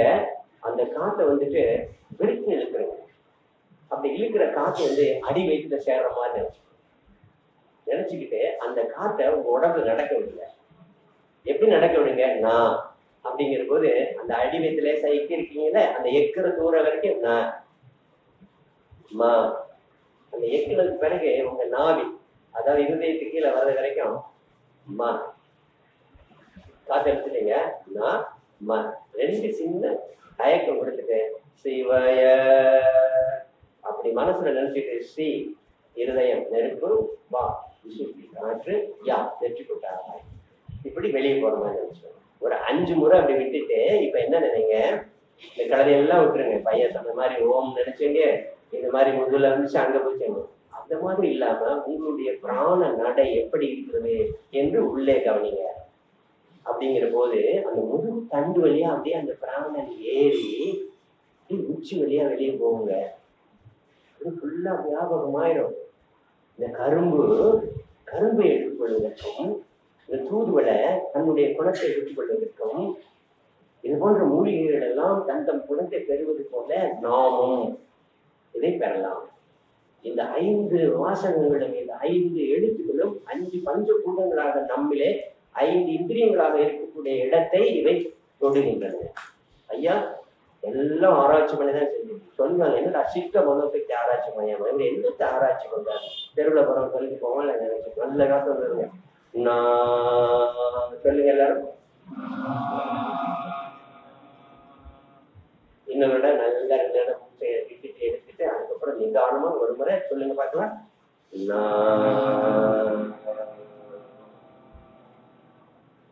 இந்த நான் சொல்லும் போது அடி வயிற்றுக்கு கீழே அந்த நாதம் உங்களோடு பேசுவதை நீங்கள் கவனிக்கலாம். இப்ப மான்னு சொல்லி பாருங்க. மா மா மா மா. எப்படி நீங்க மா சொன்னாலும் அந்த நாதி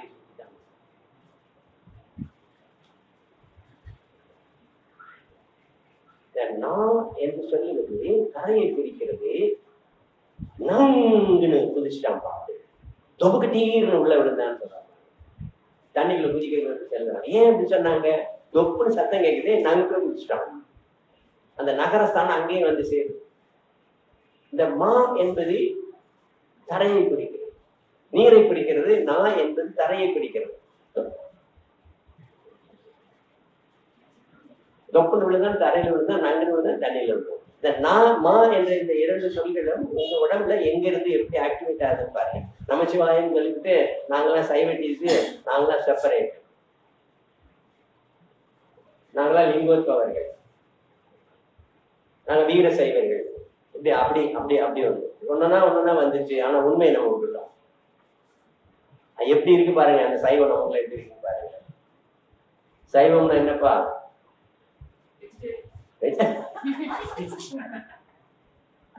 அது என்ன சைவம்னு சொன்னாங்க? மற்றவங்களை அசைவம் சொல்றாங்க. ஏன் மற்றதெல்லாம் அசைவம் எடுத்துக்கிறாங்க? இது அசையாம நிக்கிறது இல்ல. புல்லு போட்டு மரம் செடி கொடிகள் அசையாம நிக்கிறது எடுக்கிறதுனால அசைவமா? இதெல்லாம் அசைவல் எடுத்துக்கலாம். கோழி ஆடு மாடு எப்படி வச்சிருக்காங்க பாரு. சைவம் அசைவம். உங்களுடைய உடம்புக்குள்ளே இவை எப்படி அசைகிறது என்று பாருங்க.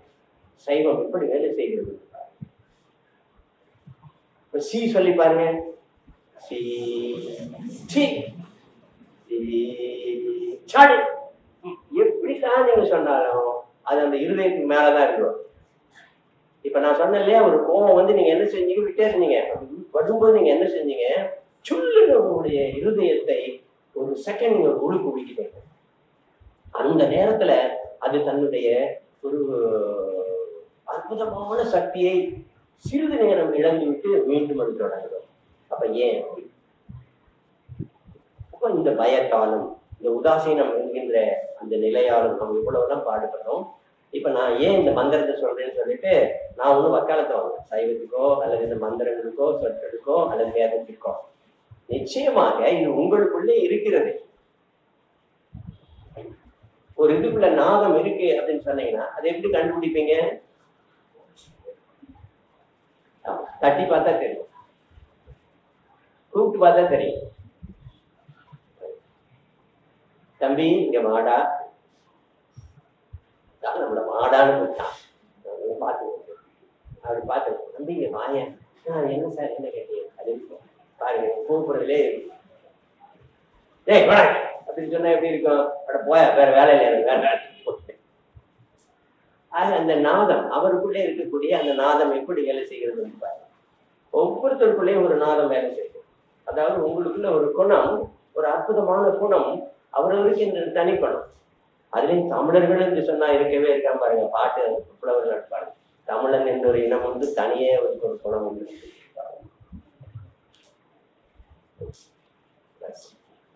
ஆக இந்த நாதம் என்பது ஒரு மூடி வைக்கிறதுக்குள்ளதான் அந்த நாதம் இருக்குது, ஒரு மத்தளமா இருக்கு சொல்றோம். ஏன் அப்படின்னு கேட்டீங்கன்னு சொன்னா, அந்த மத்தளத்தை எந்த விதத்திலையும் தாண்டி புகாம ஒரு 2 பக்கமும் தோல் அதுல வச்சு கட்டியிருப்பாங்க. நீங்க அந்த ஓசை ஏற்படுத்தணும்.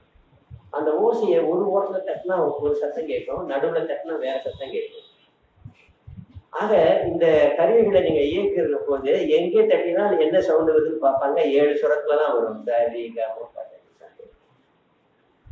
ஒரு மத்தளத்தை வச்சு நீங்க தட்டினீங்கன்னா தா தின் தின் தா தின் தின் அப்படிதான் தட்டுங்க.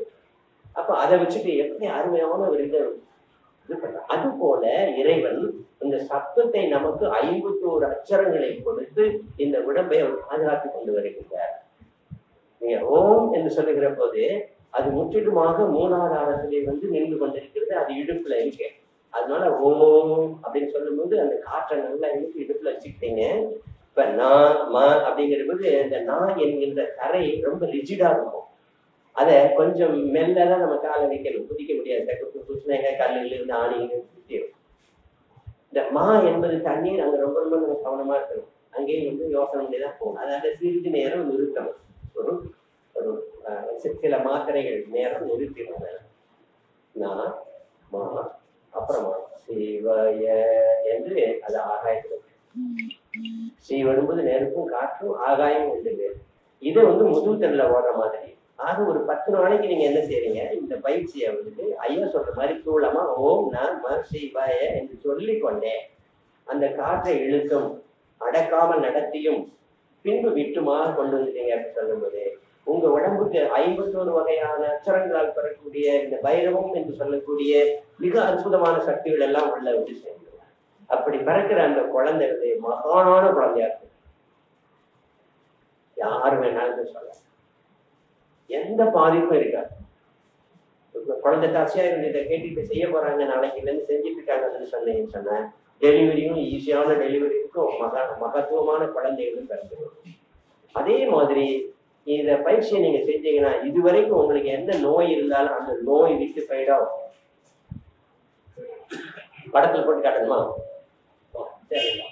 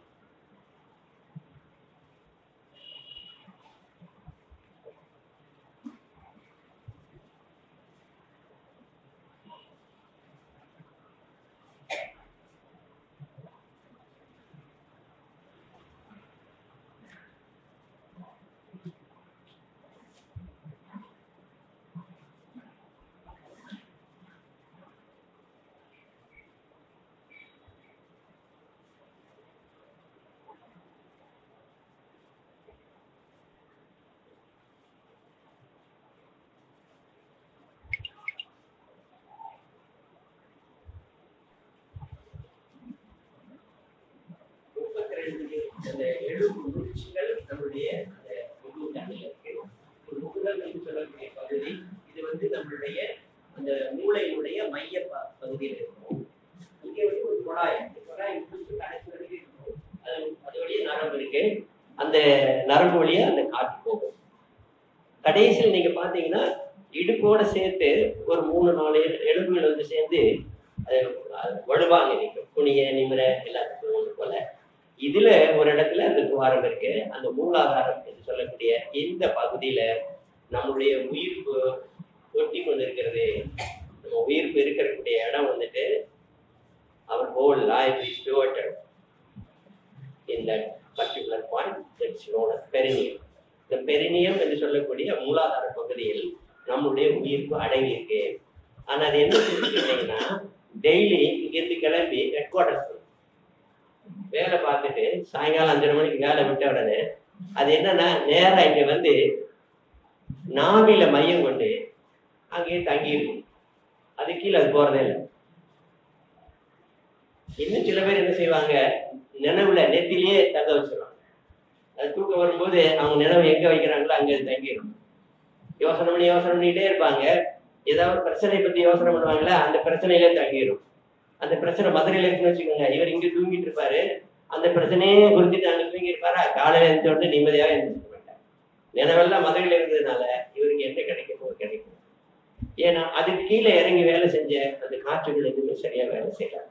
இதை இப்ப நான் ஆக்டிவேட் பண்றதுக்காக தான் இந்த பயிற்சி சொல்றேன். அது எப்படி ஆக்டிவேட் பண்ணணும்னு கேட்டீங்கன்னா, அந்த ஓம் என்று சொல்லுகின்ற போது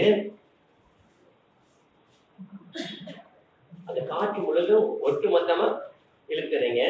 இழுத்து உங்களுடைய அந்த இடுப்பு பகுதிக்கு வந்து இங்க இருந்து அது மேல நீங்க ரைஸ் பண்றீங்க.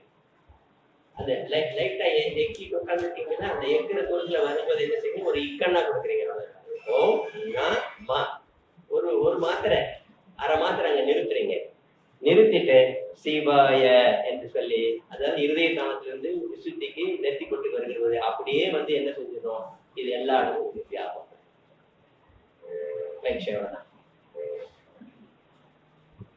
ரெண்டு நாளைக்கு ஒரு மாதிரி இருக்கும். ஒரு 5-6 மூச்சு விடும்போது உங்களுக்கு ஒரு குழப்படியா இருக்கும். ஒரு 5 நிமிஷத்துல நீங்க இதை கற்றுக்கலாம். ஒரு 5 நிமிஷத்துல நீங்க வந்து குறைஞ்சது வந்துட்டு 1 நிமிஷம் 15 மூச்சு விடுறீங்க. 5-15 சத்தமா சொல்லுங்க, எனக்கு கணக்கு தெரியாது. 5-15 இந்த 75 மூச்சு நீங்க விடுறதுக்குள்ளேயே நிச்சயமாக உங்களுக்கு இது பிடிபட்டுரும். இது பிடிபட்ட உடனே அப்போ உங்க உடம்புல வந்து இந்த ந மா சி வ ய என்று சொல்லக்கூடிய அனைத்து பகுதிகளும் 6 ஆதாரங்கள் அங்கே இருக்கின்றன. அந்த 6 ஆதாரங்களில் மூலாதாரத்திலே நீங்கள் வந்து இழுத்து வைத்துக் கொண்டு விட்டு ந மா சி வ ய என்று நீங்கள் போகிற போது அந்த ஆதாரங்கள் எல்லாம் தாண்டி நெத்தி கொண்டு வரும்போது வியாபகம். இவ்வளவுதான் நீங்க செய்ய வேண்டியது. இது மாபெரும் தந்திரம், மாபெரும் வித்தை.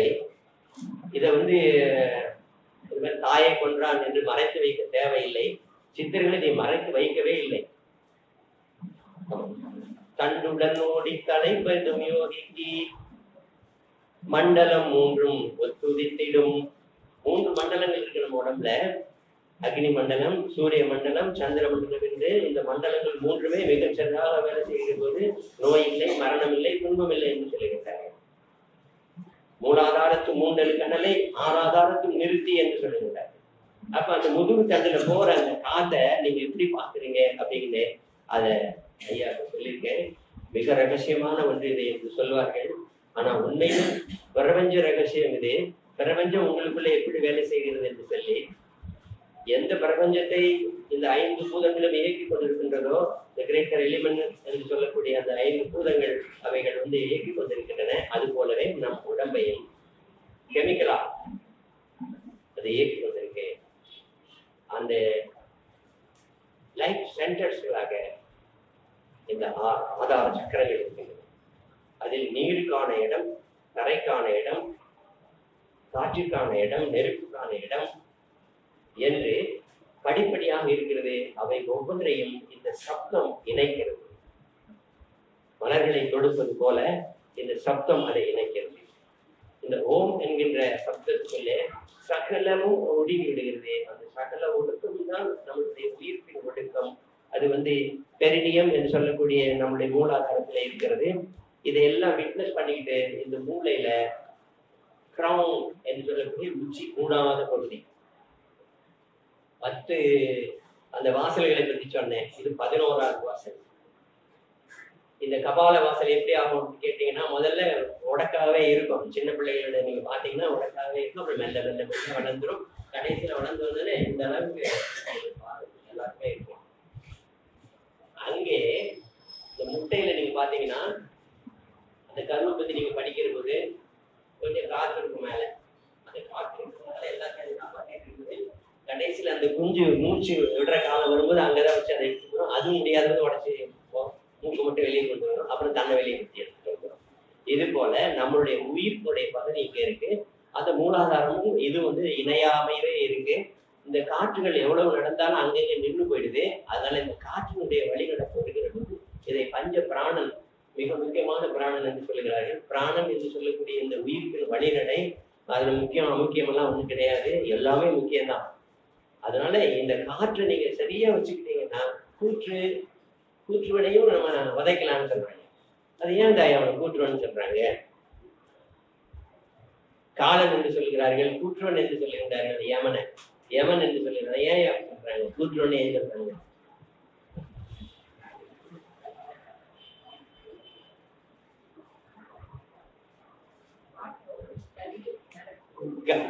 தள்ளிட்டு வேலை போகுதா? கூறு அப்படின்னு சொன்னா சொல்லுன்னு ஒரு அர்த்தம் இருக்கு. கூறுன்னு சொன்னா புத்தி கூறுமே சொல்லுவாங்க. சரிங்களா? ஒவ்வொருத்தருக்குள்ளேயும் சொல்லாக இருக்கிறது கூற்று என்பது சொல். இந்த மூச்சு காற்று மட்டும்தான் இருக்கு. ஒரு பானை ஓட்ட பானையா நல்ல பானையான கூட தட்டி பார்த்தீங்கன்னா உங்களுக்கு தெரிஞ்சிடும் இந்த கூற்றுக்குள்ளதான் இருக்கும், சத்தத்துக்குள்ளதான் இருக்கு. அது ஓட்ட பானைன்னு எப்ப தெரியும் கேட்டீங்கன்னா தட்டுறது இல்லை. அதுல தேங்காயை தட்டி பார்த்தாலும் நீங்க வாங்குறீங்க. அந்த தேங்காய் கூட அழுகி போயிடுச்சுன்னா அவங்களுக்கு சத்தம் வேற மாதிரி இருக்கும். அதுதான் கூற்று.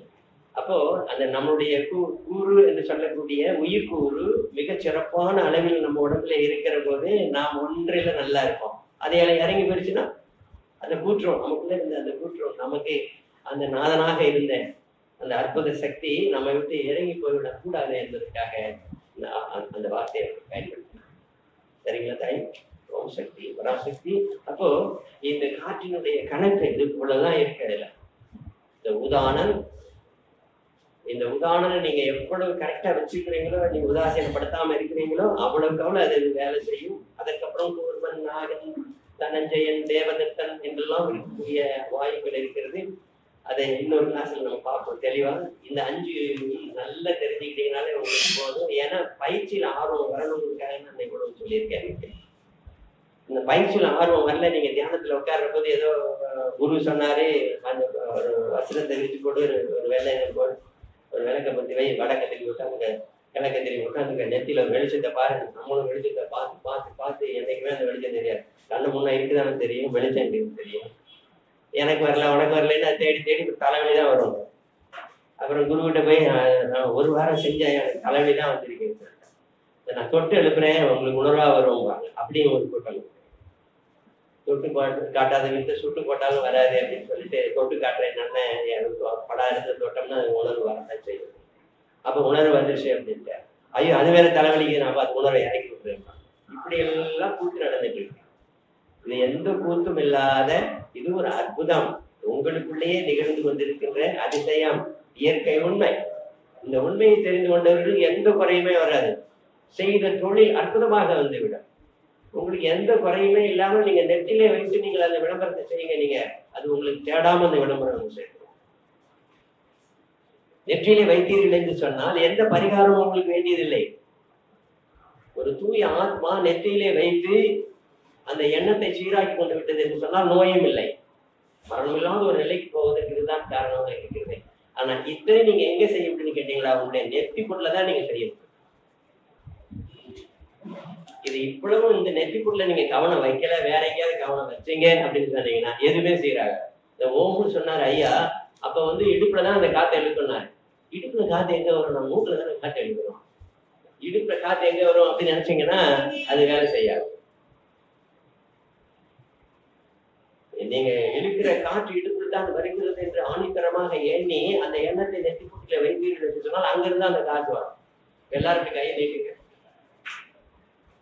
நான் இழுக்கிற காத்தெல்லாம் என்னுடைய விரல்கள் வழியாக என் கை வழியாக என் உடம்புக்குள்ளே போவதாக நினைத்துக் கொள்ளுங்க. இல்லைங்க ஒவ்வொரு காத்தையும் இழுக்கிறப்ப இந்த கையில எப்படி வேணாலும் இருங்க. ஒரு 5 மூச்சு விடுறப்ப நீங்க பாப்பீங்க நார்மலாவே அந்த காற்று இந்த கை விரல்களுக்குள்ள உங்க உடம்புல போறதை நீங்க பார்க்கணும். இது இயற்கை உண்மை. இது போல பல அற்புதமான உண்மைகளை சித்தர்கள் கண்டுபிடித்து வைத்திருக்கிறார்கள். அப்படி 1000 உண்மைகளை தெரிந்து வைத்துக் கொண்டு ஐயா நான் உங்கள் முன்னாடி நிற்கின்றேன். பலவற்றை இவை இயற்கை உண்மை என்று சொல்லாமல் உங்களுக்கு சொல்லி வந்து நிற்கின்றேன். நல்லா இன்னைக்கு யோசனை பண்ணி பாருங்க. இன்னொரு முறை செய்து பாருங்க. நல்லா வச்சுக்கோங்க. என்னங்க I inhale through my right arm. Yes. அப்படி காற்று உள்ள நெஞ்சில நிறைஞ்சு அப்படி வெளியே போறது ஆனந்தமா இருக்கும். இந்த கையில ஒரு உடைச்சல் இருக்குது, இந்த கையில ஒரு உடைச்சல் இருக்குது, இந்த கையில ஒரு பெயின் இருக்கு அப்படின்னு சொன்னீங்கன்னா அது போயிடுங்க. இதே மாதிரி if you are able to breathe quantum through your whole body. ராத்திரி படுத்திருக்கிற போது நீங்க இழுக்கிற மூச்சை வந்து உங்களுடைய உள்ளங்கால இருந்து உச்சி வரைக்கும் அந்த காற்றை நீங்க இழுக்கிறீங்க, நீங்க நினைச்சிட்டீங்கன்னா உள்ளங்கால இருந்து உச்சி வரைக்கும் அந்த உதாரணம் என்று சொல்லக்கூடிய அற்புத காற்று வேலை செய்து உங்களை காப்பாற்று. நீங்கள் கோபதாவத்தையும் தப்பி விடுவீர்கள், பயத்திலிருந்து தப்பி விடுவீர்கள். உறுதி என்பது நிலைக்கு ஒரு மகா உன்னதத்தை நீங்கள் அடைவீர்கள். அதனால் நித்தமும் நீங்கள் மறித்து பின் ஜனித்து பாருங்கள். ஒவ்வொரு நாளும் உறங்கி பின் உண்மையிலே எழுந்து பாருங்கள். அதுதான் நான் ஐயா இன்னைக்கு உங்களுக்கு சொல்றேன். ஓம் சக்தி பராசக்தி. இதுல ஏதாவது டவுட் இருந்தா கேளுங்க. சரியா இருக்கப்பா? புரிஞ்சு கொடுத்துட்டேன்.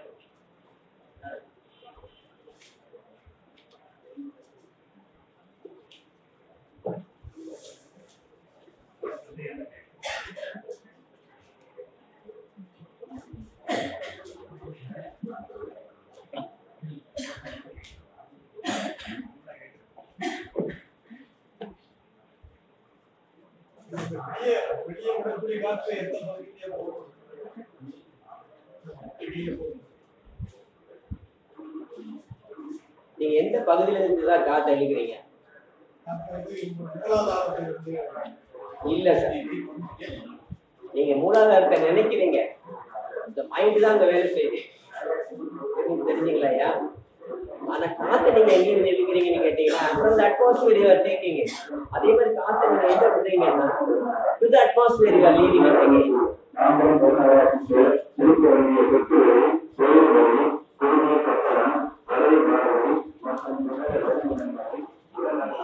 4 ஆக்ஷன் நடக்குது மூச்சு விடும்போது. ஒண்ணு இழுக்கிறோம், ஒண்ணு விடுறோம். இது எல்லாத்துக்கும் தெரியும். எங்கேயுமே எக்ஸீலிங் இழுக்கிறோம், விட்டுறோம். ஆனா எங்க இழுக்கிறோம்? வெளி கும்பகம். அதாவது வெளியே ஒரு பெரிய கும்பால காத்து இருக்கு, அட்மாஸ்பியர் என்று சொல்லக்கூடிய ஒரு பெரிய பாத்திரத்துல காத்து இருக்குது, அது வழியா நம்ம இழுக்கிறோம். அது எங்க போகுது? உள் கும்பகம். உள்ள 2 குப்புசம் ஒரு பாக்கெட் மாதிரி நமக்குள்ள இருக்குது. அது அப்படி விரிஞ்சு திருப்பி அப்படி சொல்லுங்க வெளியே. இந்த உள் கும்பகம் என்று சொல்லக்கூடிய அந்த உள் வாங்குதல் உள்ள இருக்க. அப்போ வெளியில இருக்கிறது உள்ள போயிட்டு திருப்பி வருது. அந்த உள்ள எப்படி இருக்குன்னு கேட்டீங்கன்னா அல்வேலி சாட்சின்னு சொல்லிட்டு எப்படி திராட்சை கொலை இருக்கிறதோ அது போல நம்மளுடைய அந்த இருதயத்தை சுற்றி இருக்கக்கூடிய அந்த கும்புசத்தோட அமைப்பு இருக்குது. இந்த காற்றே உள்ளே வாங்கிட்டு இந்த காற்று போகும்போதே அங்க ஏற்கனவே 200 விழுக்காடு கரைந்த தண்ணீர் இருக்கு. இங்கிருந்து கீழே வரும்போது அந்த நுரையீரல் என்றதை சொல்லுவாங்க. நுரையா இருக்கா? அது நுரையா எதிர்ப்பு அந்த சோப் வாட்டர் தான் இருக்கும். அது மாதிரி தான் அது இருக்கா, தண்ணி தான் அதுல ஃபுல்லாக. நம்ம இருக்கிற காற்று இது வரைக்கும் தான் காத்தா போகும். தொண்டைக்கிட்ட வரும்போது ஆவியா இருக்கும். தொண்டை கீழே போகும்போது அந்த குப்புசத்துக்குள்ள பிரியிறது, அந்த பாக்டீரியாஸ் பிரிஞ்சு 2 சைட்லயும் வரும்போது பைகளுக்குள்ள வரும்போது கரைந்த தண்ணீராக மாறி, காற்று என்பது கரைந்த தண்ணீராக மாறி. இந்த கரைந்த தண்ணீர் ஏற்கனவே இருக்கிற பிளாஸ்மாவோட வரக்கூடிய அந்த ஹீமோகுளோபின் என்று சொல்லக்கூடிய சிவப்பு அணுக்கள் இந்த காற்றிலே உள்ள ஆக்சிஜன் அப்படியே வாங்கிட்டு அந்த ஏற்கனவே கெட்ட ரத்தத்தில் இருந்து வரக்கூடிய அபான வாயுவை கார்பன் டை ஆக்சைடா அப்படியே வெளியே அங்க பேர்ன் ஆகும். கார்பன் எக்ஸஸ் ஆகிற கார்பன் பேர்ன் ஆகி கார்பன் டை ஆக்சைடா மாறி நம்ம மூச்சு வழியா வெளியே வந்துடும். இவ்வளவு நடக்கும். திருப்பி இங்க வரைக்கும் அது ஈரமா தான் வரும். இங்க வரும்போது அது ஆவியா வரும். மூச்சுல வெளியே வந்து காத்தா வரும். உங்க மூக்கை சுற்றி தண்ணினா இருக்கும். மூக்கு போறதுக்கு சொன்னோடனே நீங்க மூக்கை சகட்டில் சுற்றினீங்கன்னா கோலை வந்துகிட்டே இருக்கும். எங்கிருந்து வருது உங்களுக்கு தெரியவே தெரியாது. நீங்க நினைப்பீங்க உள்ள இருந்து வருது அப்படின்ட்டு. அது பாத்தீங்கன்னா உங்க சைடு வாழ் தான். இந்த விவரத்தை நீங்க தெரிஞ்சீங்கன்னா உங்க லைஃப்லயே உங்களுக்கு தெரியவே பிடிக்காது. லைஃப்லயே சரி பிடிக்காது. அதான் ஐயா பல விதமான அந்த மூச்சு பயிற்சியோட சரிங்களா? அதனால நீங்க இந்த காற்றை உங்களுடைய மனம்தான் இதுல ஒரு மிகப்பெரிய கிரேட் ரோல் இன் அவர் பாடி. இந்த மனம் தூங்கிடுது. அப்பதான் நம்ம தூங்குறதுன்னு சொல்றோம். ஆனா உண்மையிலேயே அந்த மனமும் காற்றும் இணை பிரியாத சகோதரர்கள் சகோதரிகள். இந்த காற்றை பிரிச்சு பார்க்க முடியாது. ஒரு காயினோட 2 பக்கம் மாதிரி மனமும் மூச்சும். அதனால மனம் முடியல மூச்சு முடிங்கிறோம், மூச்சு முடிஞ்சுன்னா மனம் முடிக்கிறோம். நீங்க கைவினை இழுக்கிறீங்கன்னு நினைச்சா கைவினை தான் அந்த காப்பு போகும். அதனாலதான் உங்க நினைவை எங்க வைக்கிறீங்கன்னு கேட்கிறேன். So if you keep it elsewhere அது வீணா போகும். எங்கேயோ நினைச்சிட்டு மூச்சுக்கிட்டே இருந்தீங்கன்னா அந்த மூச்சு பலனில்லாத போயிடுது. அதனால போய் வர மூச்சை கவனிச்சுக்கிட்டே இருங்க கொஞ்ச நேரம். சில நல்ல தியானத்தை சொல்லி கொடுக்குற குருமார்கள் என்ன செய்வாங்க, வேற ஒன்றும் செய்ய மாட்டாங்க, உட்காந்து போற வர மூச்சம் நீ கவனிச்சே இருங்க, அதுக்கு மேல தியானம் ஒன்றும் இல்லைன்னு சொல்றாங்க. இஸ் கரெக்ட், அதான் சரியானது. இப்போ ஐயா பல்வேறு பலனை உங்களுக்கு கொடுக்குறதுக்காக தான் திசைகளை பற்றி சொல்லுகிறேன். கையில் இழுக்கலாம், காலில் இழுக்கலாம், ஒவ்வொரு ரோம கண்கள் வழியாக இழுக்கலாம், குவாண்டமஸ் ஒன் டோட்டல் பாடியிலும் நீங்கள் இழுக்கலாம். அதனால காற்றை நீங்கள் இழுப்பது உங்களுடைய எண்ணத்தை கொடுத்திருக்கிறது. ஆனால் காற்று வருவது என்பதோ அட்மாஸ்பியர்ல தான். அதுதான் ஐயா நடுநாடி குழு முனை என்று சொல்லுகிறார்கள் அல்லவா, குளிக்கு முனை கொண்டு விடுகிறது. இந்த வியாபகத்துக்குள்ள உள்ள போயிட்டு திருப்பி நம்மளுடைய உள்ள வந்து அது தன்னுடைய வேலையை செய்துட்டு திருப்பி இந்த வியாபகத்துக்குள்ளே போயிடும். அப்போ அதை இன்ஃபினிட் நம்ம நினைக்கலாம். ஆல் பெர்வேடிங் காட் கான்சியஸ்னஸ் என்பதை நான் சொல்லுகிறேன். உங்களுடைய எண்ணத்தால நீங்க வந்து the sum total of all the universe நீங்க அப்படி நிறைஞ்சிடலாம். the sum total of all the universe நீங்க அப்படி நிறைஞ்சிடலாம் உங்க மனத்தினாலேயே. அந்த மனம்னால நினைஞ்சு நீங்க நெற்றிக்குள்ள அந்த நினைவை நீங்க வச்சிருந்தீங்க அப்படின்னு சொன்னீங்கன்னா உங்களுடைய சொல்லே பலிதமாகும் சொல்றாங்க. ஆமா, ஐயாட்ட வந்து கேட்பாங்க, ரொம்ப நாள இந்த காரியம் நடக்காம இருக்கு, குழந்தை கல்யாணமே ஆகாம இருக்குது, நான் என்ன பண்ணுவேன் அப்படின்னு கேட்பாங்க. வந்துட்டீங்க இல்லைங்க, அம்மாட்ட சொல்லிட்டு போங்க, அம்மா எல்லாம் பார்த்துக்குவா. அப்ப எப்ப சாமி நடக்கும்னு கேட்பாங்க. நீங்க அதெல்லாம் 90 நாளைக்குள்ள பத்திரிகை இருக்கலாம்.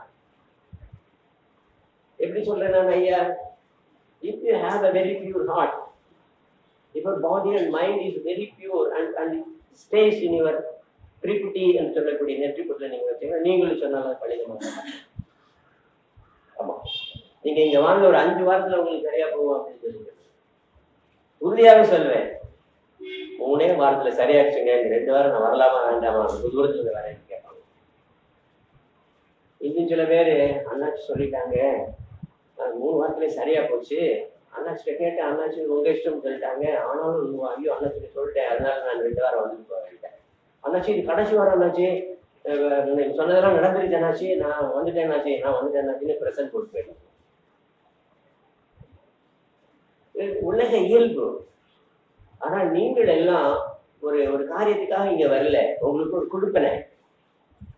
தெய்வம் என்றால் என்ன, இறைவன் என்பது என்ன, இறைமை எப்படி இருக்கிறது, நமக்குள்ள அந்த பரமாத்மிகமும் ஆத்மீகமும் என்ன வேலை செய்கிறது, what is the macrocosmic power is doing on us and what is our microcosmic power is doing at present அப்படிங்கிறது. So from the present consciousness I am taking you to a very higher consciousness. நீங்க சாதாரணமா இங்க வரும்போது நீங்க ஒரு சாதாரண நிலையில இருந்திருப்பீங்க, இங்கிருந்து நீங்க போகும்போது உண்மையிலேயே ஒரு பரந்த நிலையோடு போவேன். இங்க வந்தவங்க யாருமே வந்து அந்த முகம் மலர்ந்த நிலையில தான் போக நான் பார்த்திருக்கேன். ஒரு 5 வாரம் வந்துட்டாங்கன்னா அதுக்கப்புறம் எப்போதும் அவங்களுக்கு முகம் மலர்ச்சி இருக்கும். அப்புறம் கொஞ்ச நாள் ஆச்சுன்னா அப்புறம் தானே சரியா, அப்புறமும் ஒன்றும் கவலை இல்லை, லீவ்ல வரலாம். ஏன்னா வீட்டில் அவரையும் ஆஃபீஸ்க்கு அனுப்பணும், எந்த பிள்ளைகளையும் பரிசைக்கு அனுப்பணும். இந்த வந்துட்டாங்க அதான் கேள்வி கேட்குறாங்க. ஏன்னா அப்படி கேள்வி கேட்கணும், கேள்வி கேட்கலன்னா பயனே இல்லை. ஏன்னா ஒரு தெளிவுபடுத்தணும் அப்படின்னு கேட்டீங்கன்னா அந்த புத்தி வேலை செய்யணும். ஏன்னா you should clarify the things. If you are not able to clarify the things then it will substrate it. அப்போ சப்சிடி தான் கிடைக்கும். எல்லாமே உங்களுக்கு ஓசியாக கிடைக்கணும், எல்லாமே சப்சிடியாக கிடைக்கணும், எங்கே போடுறது அப்புறம் நம்ம கஷ்டப்படுவோம். அது வேண்டாம். சரியா? அடுத்த கேள்வி. சொல்லுங்க. ஆமா,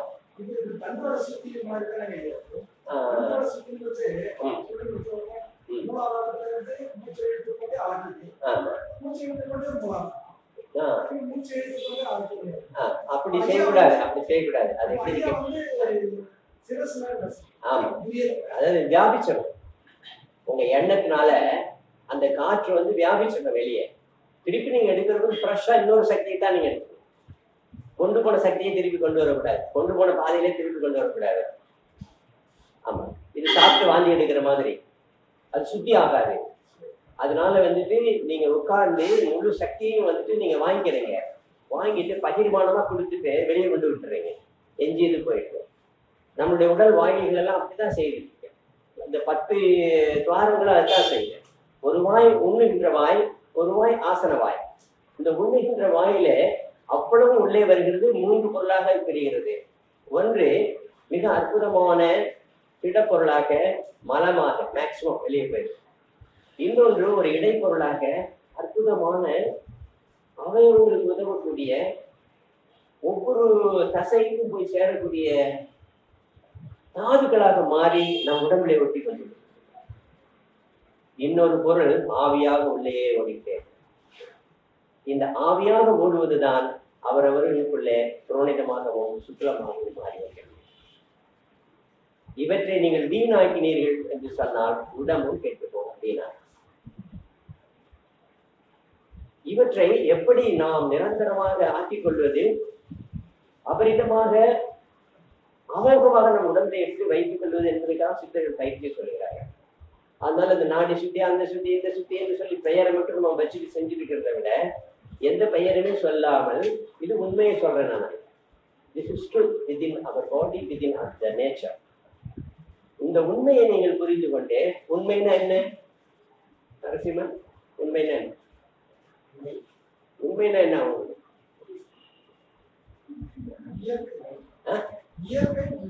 இயற்கை உண்மைங்கிறாரு. எனக்கு தெரியல, இந்த அம்மா கேட்பேன்.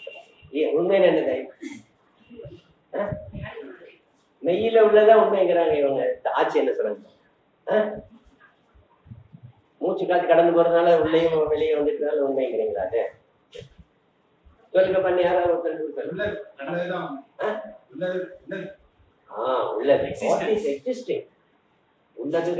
உண்மை. உண்மை அந்த உள்ளிங்கிறது இன் என்று மாறி. What is existing? எக்ஸிஸ்டன்ஸ், இந்த இருப்பு. இப்ப பிரபஞ்சத்துல என்ன இருக்கிறதோ அது ஒட்டுமொத்தமாக நம்மில் இருக்கிறது. அந்த பிரபஞ்ச இருப்பு அது பிரபஞ்சம் முழுதும் விரிஞ்சு இருக்குது. மிகுந்த அளவில் இருக்கு. அது பரம்பொருளாக இருக்கிறது.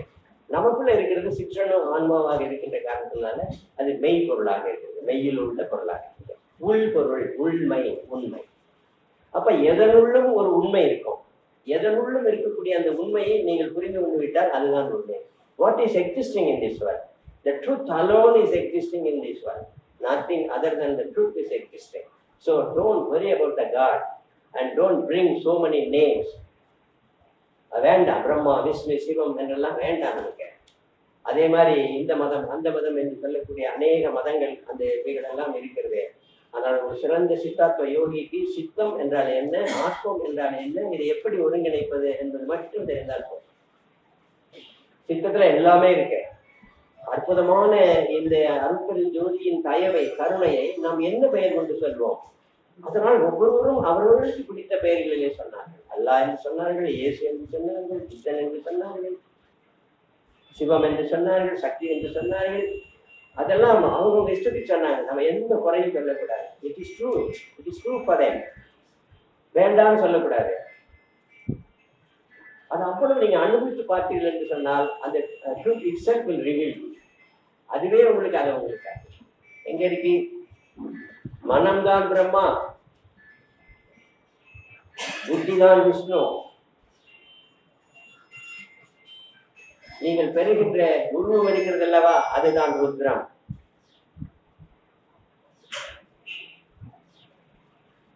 இவை எல்லாவற்றையும் உருவாக்கி தன்னிலைப்படுத்திக் கொண்டு வருகிறது தான் மகேஸ்வரம்.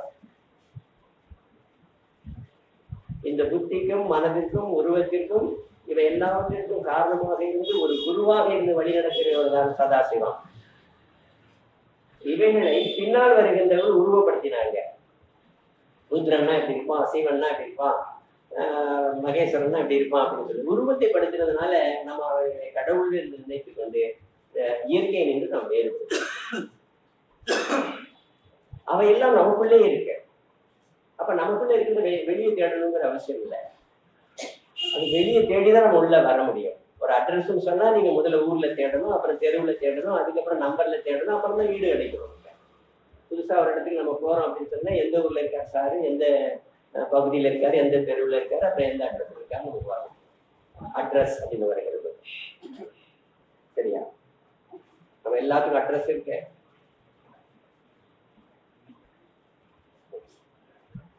நம்ம எல்லாத்துக்கும் டிக்கெட்டும் இருக்கு. அதனால death is sure மட்டும் நினைக்காதீங்க. Death may not drop. Our ayah is there. He has taught me so many things.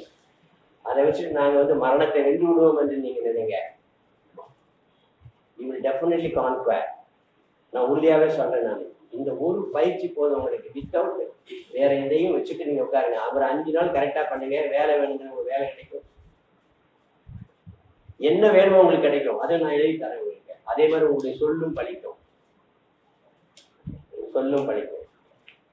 கல்யாணம் பண்ணிட்டு 5 வருஷம் ஆகிப்போச்சு, இன்னும் குழந்தையே இல்லை, அண்ணாச்சி என்னன்னாச்சு, ஏம்மா நீ இப்ப கேட்கிற வேலையை உனக்கு கிடைச்சி. இப்படியே அந்த முட்டு நின்றுடும். அப்படியே அந்த முட்டு நின்று ஒரு பொம்பளை பிள்ளைய பேத்துட்டு நேற்று தூக்கிட்டு வந்துட்டாங்க. இங்க எனக்கு காஞ்சி பெரியவரை பார்க்கணும்னு ஒரு ஆசை இருந்துச்சு.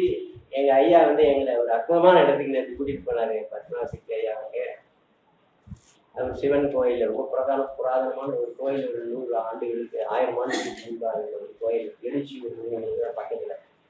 அங்க போயிட்டு நாங்க அதிகாலத்துல போய் உட்காந்துட்டோம். ஸோ இப்போ காலையில பேசினேன், ஐயா நீங்க கொடுத்த செல்வம் அதே நீங்க அன்னைக்கு சொல்லிட்டு போனீங்க, அப்படியே நீங்க பொம்பளை பிள்ளையா பற்றி நான் தூக்கிட்டு வந்தேன். போன தடவை வரும்போதே உங்களை நான் பார்க்கல, இந்த தடவை வரும்போது நான் பார்க்கலையா அப்படின்னு. அப்படிலாம் ஒன்றும் இல்லை, நான் உங்களோடையே தான் இருக்கேன், நீ ஒன்றும் கவலையே விடாதீங்க. நான் சிங்கப்பூர்ல இருந்து 2 நாள் 1 நாள் லீவ்ல வரையா, அதனால ஏர்போர்ட்ல இருந்து வேற வந்து இதை பாருங்க அதிகாலத்துல உட்காந்து உங்க எல்லாத்துக்கும் வேண்டிட்டு இருந்தேன் நான். அது காஞ்சி காமகோட்டி உலகத்துக்கெல்லாம். அதனால நீங்க நான் மட்டும் இல்லை, நம்ம எல்லாத்துக்கும் உட்காந்து ஐயா வேண்டிட்டு இருந்தேன். அதனால சந்தோஷப்படுங்க, வந்து ஐயா பார்க்கலன்னு நினைக்காதீங்க அப்படின்னு சொன்னேன். உண்மைதாயா உண்மைதாயா அப்படின்னு சொல்லி. இது போல உங்கள் ஒவ்வொருத்தருக்குள்ளேயும் தெய்வம் என்பது முழுமையாக இருக்கிறது, மரணம் உண்மை என்பது முழுமையாக இருக்கிறது. ஆனால் அரைகுறையாக different knowledges are there in us. அதை மட்டும் நீங்க ஒதுக்கி தள்ளிட்டு bring it to the conventional knowledge, so that நம்ம எல்லாரும் வந்து சித்தாத்ம நிலையில யூனிவர்சல் ஒன் என்கிற அளவில் நீங்க வந்துட்டு ஏற்படுத்துவது இந்த இது சொல்ல முடியாத சக்தியை உங்களுக்குள்ள வந்து